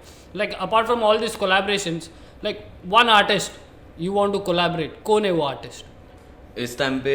One artist, it can be international, it can be Indian, like one artist बहुत ही मुश्किल है कोई एक आर्टिस्ट बोलना, बट मैं बोल सकता हूँ, बट ऐसा कि हाँ मेरे को 10 करने का है, लेकिन मैं पहला इससे शुरू करूंगा, इसके साथ कोलैबोरेट करूंगा, फिर बाकी 9 आर्टिस्ट के साथ बनाऊंगा। वही जो आर्टिस्ट के अंदर वो करने का था, वो आर्टिस्ट मतलब अपने बीच में नहीं है, मतलब सिद्धू मूसेवाला सर जो है, rest in peace Sidhu Moosewala, मतलब बहुत ही उनका म्यूजिक में बहुत दिल से सुनता हूँ, और मेरा एक सपना था कि मैं सिद्धू मूसेवाला के साथ कोलैब करूंगा, बट कभी वो हो नहीं पाया, बट इंशाल्लाह अगर अभी मौका मिलेगा तो देख रहा हूँ मैं कि ड्रेक के साथ मैं कोलैब कर सकूँ, तो मैं बहुत ही ड्रेक फैन हूँ, बहुत ही पसंद है। We wish that happens pretty soon or somewhere in the sometime in the future. But even yes man, it was our industry का बहुत बड़ा great loss है, like while Sidhu Moosewala left us, and it was a very big loss because I think even I was not a very big fan of Punjabi music and North music, but Sidhu Moosewala did that. He made me to listen to that kind of music. So really respect to that guy, is irreplaceable. Rest in peace Sidhu Moosewala. Rest in peace Sidhu Moosewala. Bless. So name some of your top 5 international artists, like who is your top 5 international MCs that you want to listen to and you'll listen for the rest of your life? Top 5 हमेशा नास और 50 Saint उसमें रहेंगे ही हमेशा, और Drake मैं बोल सकता हूँ सम एक्सटेंड, और अभी म्यूजिक वाइज देखने आएंगे तो लिल बेबी मेरे को बहुत ज़्यादा पसंद है, और इंडिया में से बहुत टॉप 5 में बोल नहीं सकता, बट बहुत सारे इंडिया में से, बट डिवाइन हमेशा top 5, and name a few more from the Indian 100% Indian से। और मेरे को करण औजला का म्यूजिक मेरे को बहुत पसंद है, वो भी बहुत ही यूनिक आर्टिस्ट है, और अपना धारावी यूनाइटेड गैंग तो हमेशा ही अपने साथ रहेगा, और बस इतने ही लोग हैं। अपना सम्मोहित मेरे को बहुत सही लगता है और नहीं I think We will- I know गली आई कैन gang, गली gang, अंडरस्टैंड हाँ। कि कुछ लोग का नाम लेके कुछ लोग का नाम नहीं ले सकते तो हाँ। मतलब इट्स नॉट वेरी बट वही। Like overall I can but feel बहुत ऐसे मैं बहुत आर्टिस्टों को पसंद करता हूँ, इंस्पायर होता है सब लोग को देख के। मैं 1000 नेम्स बोल सकता हूँ। ब्रो इवन अगर मेरे को कोई टॉप 5 पूछेगा सो MC Altaf is one of them क्योंकि Means a बिकॉज lot, आई ना। ऐसा नहीं कि मेरे को ये गाना पसंद आया तो मैं I become a fan of you, ऐसा नहीं। Because I have seen you from the growth of your music कि किधर से किधर तक पहुंचा है and I like the progress what you have made in the music career. So that's why I listen when people ask me so I say वो MC Altaf is one of my top 5 picks. So let me go and pick up top 5 songs of yours. मतलब मेरे को पता नहीं public का ये favourite है कि नहीं but this is my favourite so I have picked up 5 songs of yours. One is Code Mumbai 17, of course, it represents our hood. Represent. So, फिर उसके बाद छोटे सुन, as usual, that is also was a breakout for you. But the next is I'm confused. मैं confused हूँ क्योंकि दोनों गाना है ना सेम लेवल पे। इसको ऊपर रख के इसको नीचे नहीं रख सकता, इसको ऊपर रख के इसको नीचे नहीं रख सकता। वो है सोच और हम्बल फ्रीस्टाइल। हाँ सो ये दोनों गाने के बीच में मतलब क्लैश है हाँ कि कौन सा बेस्ट है। एक्चुअली दोनों बेस्ट है हाँ। तो उसके लिए मतलब वो क्लैश है कि which one is better. Moving to the next song is the most famous viral song of yours with the greatest collaboration you could have with Divine Mirchi. हाँ ब्रो क्या है वो गाना कैसा बना मेरे को मालूम पड़ मिर्ची नहीं है। तो एक बिकॉज ऐसा, हाँ। डिवाइन को मैंने कभी ये एंगल में ये ऐसे टाइप ऑफ गाना बनाते हुए मैं कभी मैंने खुद को ऐसा टाइप ऑफ गाना कभी बनाते हुए सुना नहीं हूँ। एक दिन मैं ऐसे कैंप में बैठा था, हम लोग लोनावाला में कैंप कर रहे थे और विवेन भाई उस टाइम पे आए और वो अपने एल्बम पे काम कर रहे थे पुण्य पाप पे, और उन्होंने गाना प्ले किया मिर्ची और आर्टिस्ट लोग सब लोग बैठे थे, अपन लोग सब चिल कर रहे थे आर्टिस्ट लोग हम लोग सब। विवेन भाई ने ऐसा मेरी तरफ देखा और बोला इस पे जंप करेगा क्या तू। और मैंने कभी मेरे जिंदगी में लड़की के ऊपर रैप नहीं लिखा था। मिर्ची मेरा पहला सॉन्ग है कि अभी मैं कंफर्टेबल हो गया और लड़की लोग के ऊपर भी रैप लिखने के लिए। पहला मैं सिर्फ हिप हॉप रैप अपने बारे में लिखता। अभी धीरे धीरे मैंने बहुत सारा गर्ल्स के ऊपर भी गाना लिखा जो अभी मैं ये साल डालने वाला हूँ, जो समझे ना। Of course, important. You have 100%. so many girls fan that you have to give them something, bro. कुछ तो देना पड़ेगा शोज वोज पे, तो उसके लिए मैंने जब सोचा और विवेन भाई ने सीधा मेरे को बोल दिया अल्ताफ मेरे को तेरा इसमें एक वर्स चाहिए, करेगा क्या एक ऐसे ऐसे करके। और मैं बोला कि शिट मैं कैसे फिट इन होऊंगा ये गाने में, समझ रहे हो। और विवेन भाई ने मेरे को, मैंने बोला बीट भेजो आप, उन्होंने मेरे को सीधा जगह पे बीट भेज दिया और कैंप हम लोग का उस दिन ख़त्म हो रहा था। तो फिर हम लोग कैंप से निकल गए, मैं घर पे आया, घर पे आके मैंने बहुत सोचा, भले से मेरा बहुत कम लाइन्स है बट बहुत मैंने सोच के कि कैसे लिखूँ मैं कोई लड़की के ऊपर। बट मैंने लिखा और मैंने फर्स्ट टाइम रिकॉर्ड किया शाहरुल के इधर, और शाहरुल ने सुना और शाहरुल ने मेरे को कॉन्फिडेंट किया कि नो ब्रो गुड वर्स, अच्छा वर्स है, यू शुड सेंड विवेन को करके ऐसा ऐसा करके। देन मैंने विवेन भाई का हुक था खाली गाने में और मेरा वर्स था, तो मैंने विवेन भाई को वर्स भेजा और विवेन भाई हर जगह अपने फ्रेंड्स लोग के सामने वो वर्स प्ले करते थे। जब भी हम लोग चिल करते थे तो मेरे सामने बोले अल्ताफ तूने बहुत हार्ड वर्स दिया ब्रो, समझ रहे हो। और फिर विवेन भाई ने अपना वर्स जैसे ही उसमें डाला और मैंने उनका वर्स भी सुना, मैंने बोला फक ब्रो गाना अलग लेवल पे अभी लग रहा है। पहले सिर्फ मैं और विवेन डिवाइन थे, फिर धीरे धीरे करके फिनॉम ने ज्वाइन किया और फिर बहुत ही अलग अलग प्लान्स थे गाने के लिए फिर। लेकिन पता नहीं था कि विवेन भाई ये गाने को बहुत ही, मतलब उनको विवेन डिवाइन को पता है कि उसका कौन सा गाना हिट हो सकता है, समझ रहे हो। वो उस पर बहुत फोकस करने लग जाते हैं। फिर ऐसा बहुत कम आर्टिस्ट को पता चल जाता है कि कौन सा गाना हिट होने वाला है। तो उनको पता चल गया था कि मिर्ची हिट होने वाला है। उन्होंने स्टाइलो जी को डाल के एक एफ्रो टच भी दे दिया और गाना बहुत ही अलग लेवल पे। मेरे को तो जब भी कोई हिप हॉप गाना अपने एरिया में बजता है मेरे को लगता है वो गाना हिट हो गया। 100%। हिप हॉप ऑडियंस खाली हिप हॉप गाना सुनती है, बट एक हिप हॉप गाना अगर नॉर्मल ऑडियंस भी सुन रही है तो मतलब वो गाना मतलब गाना हिट है। हाँ, तो बहुत सारे गाने जो रिलीज होते हैं but there are a few songs जो अपने एरिया में हल्दी रहने दे, कुछ भी फंक्शन रहने दे, गणपति रहने दे, कुछ भी रहने दे, डीजे लगा तो वो गाना बजेगा, तो समझ जाने का कि ये गाना हैज टेकन दैट प्लेस। जिधर पहुंचने का था वो ये लोग के बीच में पहुंच गया। But bro moving forward, your latest release big moves, really that was a big move बोलना चाहूँगा 100%, because 100%. your video personality, your lyricism skill, ये सब एक वे और लेवल अप दिख रहा है उसमें। क्योंकि स्टार्टिंग फ्रॉम कोड मुंबई 17, छोटे soon and like the way of your lyricism, ये सब इसमें बिग मूव्स में मैच्योरिटी दिखता है मेरे हाँ को, और maturity in terms of persona, हाँ। In terms of lyrics, in terms of the whole projection of the idea, everything, like it's कुछ कमी नहीं बता सकता हूँ हाँ। उसमें। तो you want to say something about how that? वही बिग मूव्स के बारे में बोलना चाहूंगा। बिग मूव्स एक ऐसा गाना है, मैं गुवाहाटी में जब स्ताना के साथ ट्रैवल करके मैं गुवाहाटी गया था, स्ताना ने बोला कि मेरे स्पेस में आके तू गाना करके देख, मेरे स्टूडियो में प्लगइन्स अलग है, म्यूजिक अलग है, तेरे को आके इधर बैठेगा तो तेरे को समझेगा।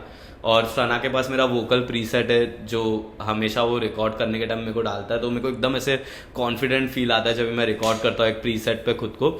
और स्ताना और मैं इतना सेम हम लोग का म्यूजिक सुनने का ये ना कि मैं बहुत ज़्यादा रिक रॉस मीक मिल सुनता हूँ, तो स्ताना भी रिक रॉस मीक मिल सुनता है। तो उसने रुका था कि मैं गुवाहाटी का भी लैंड हो और वो मेरे को ये बीट सुना है, वो मेरे लिए बीट बचा के रखा था। तो जैसे ही उसने मेरे को एयरपोर्ट पे आए थे हम लोग मिलने के लिए, उसने सीधा ऑन द वे रोड में बीट प्ले कर दिया। और मतलब मैं जस्ट गुवाहाटी कैंप के लिए उतरा हूँ और हम लोग एयरपोर्ट से शुरू हो गए कि यार इस पे तो ये आइडिया अच्छा लगे, बड़े कदम देख के बोले बिग मूव्स, गाड़ी में ही हो रहा है, समझ रहे हो। फिर स्टूडियो सीधा टच डाउन हो गए, मतलब मुंह भी नहीं धोया मैंने, सीधा हम लोग शुरू हो गए चिल करना। और बिग मूव्स गाना बनने लग गया, हुक मिल गया मेरे को ये वो। और फिर मैंने रैप लिखा तो मैं एकदम ब्लेस फील कर रहा था वो टाइम पे कि अपन ट्रैवल करके गुवाहाटी तक आके म्यूजिक बना सकते। एक टाइम पे अपन एक कोने में बैठ के सिर्फ रैप लिखते थे, एक कोई भी कॉर्नर में बैठ के। अभी अपन फ्लाइट लेके आ रहे इतना दूसरे जोन में आके कर रहे। Indeed, that's a big move. तो मेरे को ऐसे बिग मूव्स ऐसा वाइब आ रहा था, तो ऐसे धीरे धीरे करके मैंने लिख दिया। वो गाना इतना हार्ड है, मेरे को सबसे पहला विवेन भाई ने बोला कि ब्रो ये तेरा जो गाना है तेरे को रिलीज करना चाहिए, ये बहुत हार्ड गाना है। मैंने जब गली गैंग में विवेन भाई को सुनाया था, और विवेन भाई कभी बोलता था कि ये गाना तेरा बहुत हार्ड है। रिलीज होने के बाद भी उन्होंने मेरे को 2-3 बार बोल दिया कि ब्रो ये क्या गाना है, मतलब तूने रिलीज किया। बट खाली वो गाने के टाइम पे ऐसा सीन हो गया था ना, गाना कितना भी रियल हो, समझ रहे हो, लोगों को कंट्रोवर्सी पसंद है, समझ रहे हो। वो टाइम पे थोड़ा डिसविस का सीन चल रहा था, इतना अच्छा लिरिकल गाना उस टाइम पे यूट्यूब पे थोड़ा, समझ रहे हो। I think real recognize real, but लेकिन जितने भी रियल लोग थे, आज भी मेरे फैंस लोग हैं, उन लोग चिल्लाते हैं बिग मूव्स बोल के। भले से मेरे को 3 लाख व्यूज है उस पर, बट फिर भी फैंस लोग को पता है और स्ट्रीमर लोग को पता है म्यूजिक। बट उस टाइम पे वो गाना मेरे को लगता था कि सोच लेवल का गाना है, ये भी 2 मिलियन जाएगा, समझ रहे हो, जैसे मेरा सोच गया। बट लेकिन उस टाइम पे डिसविस आ गया, लोगों को कंट्रोवर्सी पसंद है, रियल शिट उसमें छुप जाता है, समझ रहे हो। Yes bro. और अभी भी बहुत सारा टैलेंट है अपने कंट्री में जिसको रियल रिकॉग्नाइजेशन नहीं मिला है। हाँ, ऐसा बहुत सारा आर्टिस्ट है जिन लोग अभी से, मतलब वो टाइम से लेके अभी तक कर रहे, रैप कर रहे, गाना छोड़ रहे, रिलीज कर रहे, सब कुछ। बट उन लोग अभी तक मेरे को नहीं लगता है कि वो राइट रिकॉग्नाइजेशन मिला, क्योंकि मतलब only the real ones will recognize the real ones bro. The audience को पता नहीं है कि ये क्या है, ये है, वो है, अच्छा ये कंट्रोवर्सी कर रहा है, ठीक है भी इसमें मजा आएगा ब्रो। अपने इधर भी इंडिया में जिधर झगड़ा हो रहा है उधर ही गर्दी है, जिधर जो अच्छा हो रहा है उधर गर्दी नहीं होता है। वही तो फिर उसके बाद, लेकिन फिर भी सुन रहे पब्लिक, वो ब्लेसिंग है अपने लिए। But bro apart from all your songs, अभी का जो भी रिसेंट रिलीज में my favourite was bliss, Burra, Gurbax bro. It was like soothing, मतलब मैं उसको कोई ड्राइव में जाने का टाइम सुन सकता हूँ, कभी बैठ के एक अर्ली मॉर्निंग सुन सकता हूँ।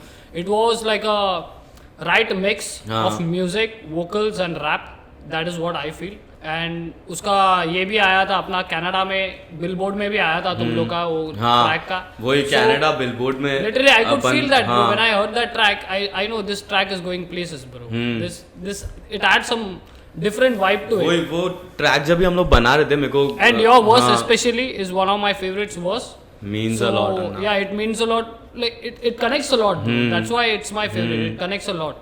उसमें verse में जो भी मतलब the tempo that you have maintained, the voice you have maintained while saying that lyrics, there is no aggression. But it's all love. It's all love. It's all peace.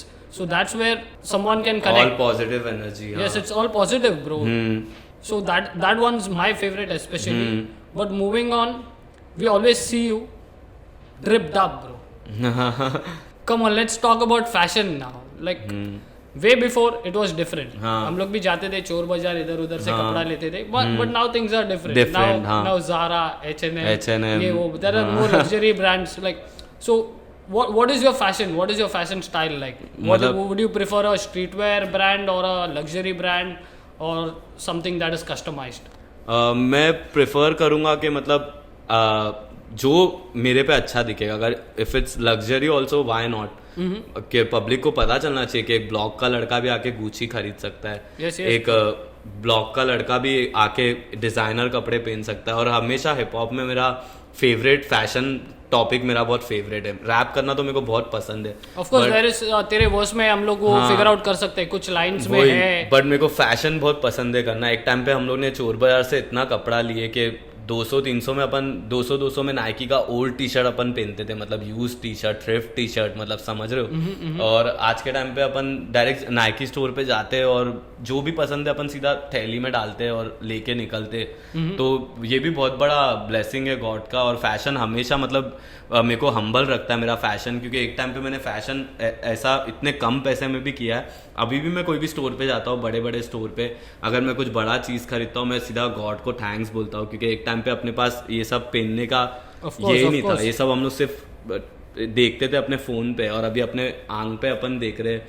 तो ये बहुत ब्लेसिंग है। मेरे को बहुत ज़्यादा नाइकीज पसंद है as a Even now I can see you wearing some Air Jordans, some Nike, full Nike, some Air Jordan. हाँ, नाइकी मेरा फेवरेट ब्रांड रहेगा हमेशा, क्योंकि एक बहुत ही अच्छा मेरे को फीलिंग आता है कि एज अ क्रिकेटर जब भी मैं क्रिकेट खेलता था तो तभी भी मेरे को नाइकी ब्रांड के स्पोर्ट्स कपड़े बहुत ज़्यादा पसंद थे। अभी मैं रैपर हूँ तो भी मैं Nike prefer Like you have used Nikes in your lot of your songs. 100%। और ऐसे धीरे धीरे करके अभी स्वैग ऐसा हो गया कि लोग बहुत ज़्यादा पॉकेट्स पहनना पसंद करते हैं, बहुत ज़्यादा पॉकेट वाला टी शर्ट और जैकेट्स एंड ऑल। तो मैं प्रेफर करता हूँ, कभी कभी मैं लग्जरी भी प्रेफर करता हूँ, और कभी कभी मैं मतलब ऐसे होम ग्रोन ब्रांड्स बहुत ही अच्छे अच्छे आ रहे हैं। जैसे There's a lot of streetwear brands that are streetwear brand coming. DFC करके अपने ब्लॉक का Yes, yes, best yes. Brand. मतलब जितने भी लोग हैं, अगर तुम लोग को बैगी पैंट्स का शौक है और पॉकेट्स पैंट का शौक है तो तुम लोग को DFC जाके चेक करना चाहिए। और वेरेबल्स करके मेरे दोस्त लोग का एक स्टार्टअप है,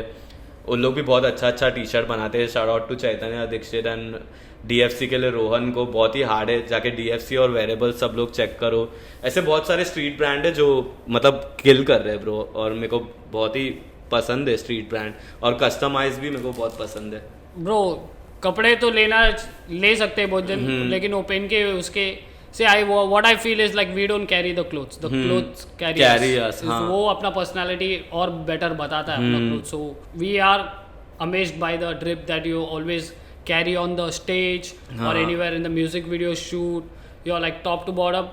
It's perfect. So moving on to the next thing, this is going to be a fun segment now. हाँ Okay, so I'm going to do a rapid fire round with you. I'm going to give you two options. You have to select one of them. You have to be pretty quick. cool। So starting off with Nike or Adidas, Nike. US hip hop or UK hip hop. US or UK। You have to go. You have to select one. Okay, both. हाँ। Okay, Park or Biggie. Both. अरे किसने rapid fire तुमने ही बनाया लगता है। Of course, I'm the brain behind this. Both. Okay, Stormzy or Skepta. क्या हो रहा है? Bro, I told you this is tough. This is tough, bro. Both. Bro, you have to select one. Make your mind. स्केप्टा। Okay, old school beats or new school beats. Come on. This is tough, bro. This is tough. 2023 I prefer both। Bro, you started off with rapping in old school beats. Now we but are I like doing new school beats too। But I understand you need to walk with the trend. हाँ. That's all about. Indian cuisine or Western cuisine? Indian। Biryani? Biryani. Yeah, bro. Let's get that. Okay, cricket or football? Cricket. I think I know this answer. Early mornings or late nights? Late nights। Yeah, bro. That's when we party. Okay, desk culture or collaborations? Collaborations। Streetwear or luxury brands? Streetwear। Okay. So where do you spend most of your time? Netflix or YouTube? YouTube। Okay. Where is the real fun? On stage or in the studio? Studio। Okay. That is where the real fun is. Even I feel the real fun is there because it's a lot of creative process happening over there, and that's the real and fun. फिर stage पे जाके अपन मचा सकते हैं। वो अगर process को गाना ही अपन नहीं उधर बनाएंगे परफॉर्म तो करते वही है। तो मतलब तभी वो भी एक फन है because the audience are there to support audience us. Are there. But the creative part is fun for me also, and I like that. So we almost going to come to an end to this thing, but before that I'm going to ask you one question. What's next? We have heard a lot of MC Altaf singles, MC Altaf collaborations. 2023, can we expect a MC Altaf EP or a MC Altaf album? What's coming 100% next? EP bro? या I don't album, know. Talk to me, bro. Talk to me. 100% EP तो EP या album दोनों में से कुछ भी आ सकता है. मैंने लास्ट टाइम मेरा स्पॉटिफाई शेयर करके मैंने बोला था कि EP या एल्बम में डालूंगा. इंशाल्लाह मैं ट्राई कर रहा हूँ. बट अभी जो मैं रिलीज करने वाला हूँ जो गाना मैं उसके लिए बहुत फॉरवर्ड हुआ. मेरे को लगता है कि इतना न्यू साउंड है और कुछ यूनिक मैंने करने के लिए ट्राई किया है. और आई एम रिलीजिंग ऑल्सो, मतलब बहुत टाइम के बाद अभी मैं यूट्यूब पे कुछ डालने वाला हूँ. तो बहुत ही हार्ड गाना है. मेरे को दिल से स्ट्रॉन्ग फीलिंग है कि गाना मचने वाला है इंडस्ट्री में. What is this song about? Is it rage or is it like more on the bliss kind of feeling? No, Or ये do you गाना- have any feature on this song or anything? ये गाना जो है मतलब ये straight raise है और स्ट्रेट मेरे अंदर का जो भी बार्स में जैसे देता हूँ हर बार वो आने वाला है. लेकिन मोर कूलर वे में मोर हुड वाला अल्ताफ सामने आने वाला है. क्योंकि बहुत टाइम हो गया कि हुड वाला अल्ताफ बाहर नहीं आया है. थोड़ा अभी म्यूजिक अपना अलग हो गया था बीच में. बट अभी 2023 शुरू हो रहा है हुड वाले अल्ताफ से. और मेरा एक दोस्त है जो अपने बाजू वाले ब्लॉक में रहता है कुरला में, सम्मोहित. उसका भी स्टोरी अपने जैसा है, हार्डकोर है. तो हम लोग दोनों मिलके कुछ कर रहे हैं मतलब. So is this the joint हाँ. you played in the studio back? 100% तुम लोगों को मैंने सुनाया Bro, था तभी come मिक्स भी नहीं हुआ on, था वो Come गाना. on, bro. Is this shit coming out next? हाँ, इंडस्ट्री गलत है गाने का नाम. Public. और मैंने किधर भी बोला नहीं है कि गाने का नाम ये. बट ऑफ स्टेज के इस स्टेज पे मैं Bro, बोल रहा हूँ we कि are truly गाने का honored नाम. to have you over here sharing हाँ. your unreleased things over here, bro. We feel 100%. really great and we also support your music. But public, ये गाना मैंने सुना, अल्ताफ ने वो रफ प्ले किया था और रफ सुन के मेरे को ऐसा लग रहा था bro this is ready to release. और अभी मिक्स तो ऐसा बज रहा है ना, हिलने वाला. सम्मोहित और अल्ताफ दोनों ने किल किया है. म्यूजिक बहुत बैंगर है और पब्लिक जाके चेकआउट करो. जब ये आएगा गेम टेक ओवर है डायरेक्ट सीधा. इंशाल्लाह ये बार 2023 सीधा अपने स्टोरी से शुरू करने वाला हूँ और अलग लेवल पे इंशाल्लाह लेके जाऊंगा. Bro, we wish you all the best for in what you do. But before that, there's a lot of people waiting for you. There's a lot of people who will be watching this podcast, listening to this podcast. What is the advice or message you want to give to your fans, followers, your audience? What is the message that you want to give to them? Apart from your music, there's a lot of things you say in music. But apart from that, what is that you want to say if there is someone, okay, inspired by MC Altaf? I want to become like MC Altaf. So what does it takes to be like MC Altaf? मैं बस मेरे जितने भी fans और followers है और वो चाहते हैं कि अपने ऐसा वो लोग कुछ करें, मैं उनको बोलूँगा कि हमेशा हम्बल रहो और सिर्फ मतलब एक चीज़ पे डिपेंड मत रहो. तुमको अगर लगता है कि तुम कुछ और कर सकते हो, अपने अंदर का स्किल पहचानो और करो. और हमेशा अपने फैमिली को फर्स्ट रखो, हमेशा फैमिली का ध्यान रखो अपने. और खुद के आर्ट के लिए कभी कॉम्प्रोमाइज़ मत करो कभी भी. और जस्ट बोलूँगा आर्टिस्ट लोगों को कि बहुत ज़्यादा म्यूज़िक सुनो और म्यूज़िक को फील करो. जितना आर्टिस्ट लोग मीम्स को सीरियसली लेते और जितना फैंस लोग के लिए भी है ये, जितने फैंस लोग मीम्स को सीरियसली लेते, थोड़ा म्यूज़िक को सीरियसली लो लोगों के. ये आर्टिस्ट का अगर कुछ मीम बन जाता है म्यूज़िक का तो तुम सबसे पहले वायरल करने वाले भी तुम ही हो.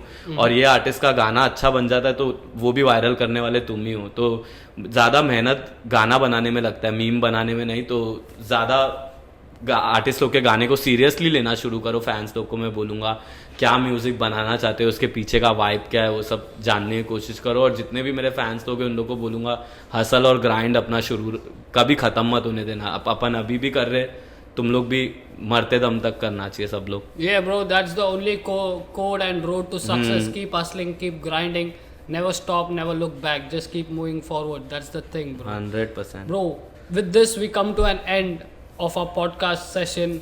We really appreciate you for taking your time out and coming to our offstage podcast, Arey, bro. Anna, means And a we lot. wish you great success in whatever you do and whatever you're planning to release in these recent times. And I hope your music and your message reaches out to all the people out there. With this, people, we come to an end of our podcast. Make sure you subscribe to the channel for some more action. This is your boy Tony Sebastian, aka Tony Psycho, signing off. And this is Signing MC off, Altaf. gang. Brr, brr, brr, brr, brr.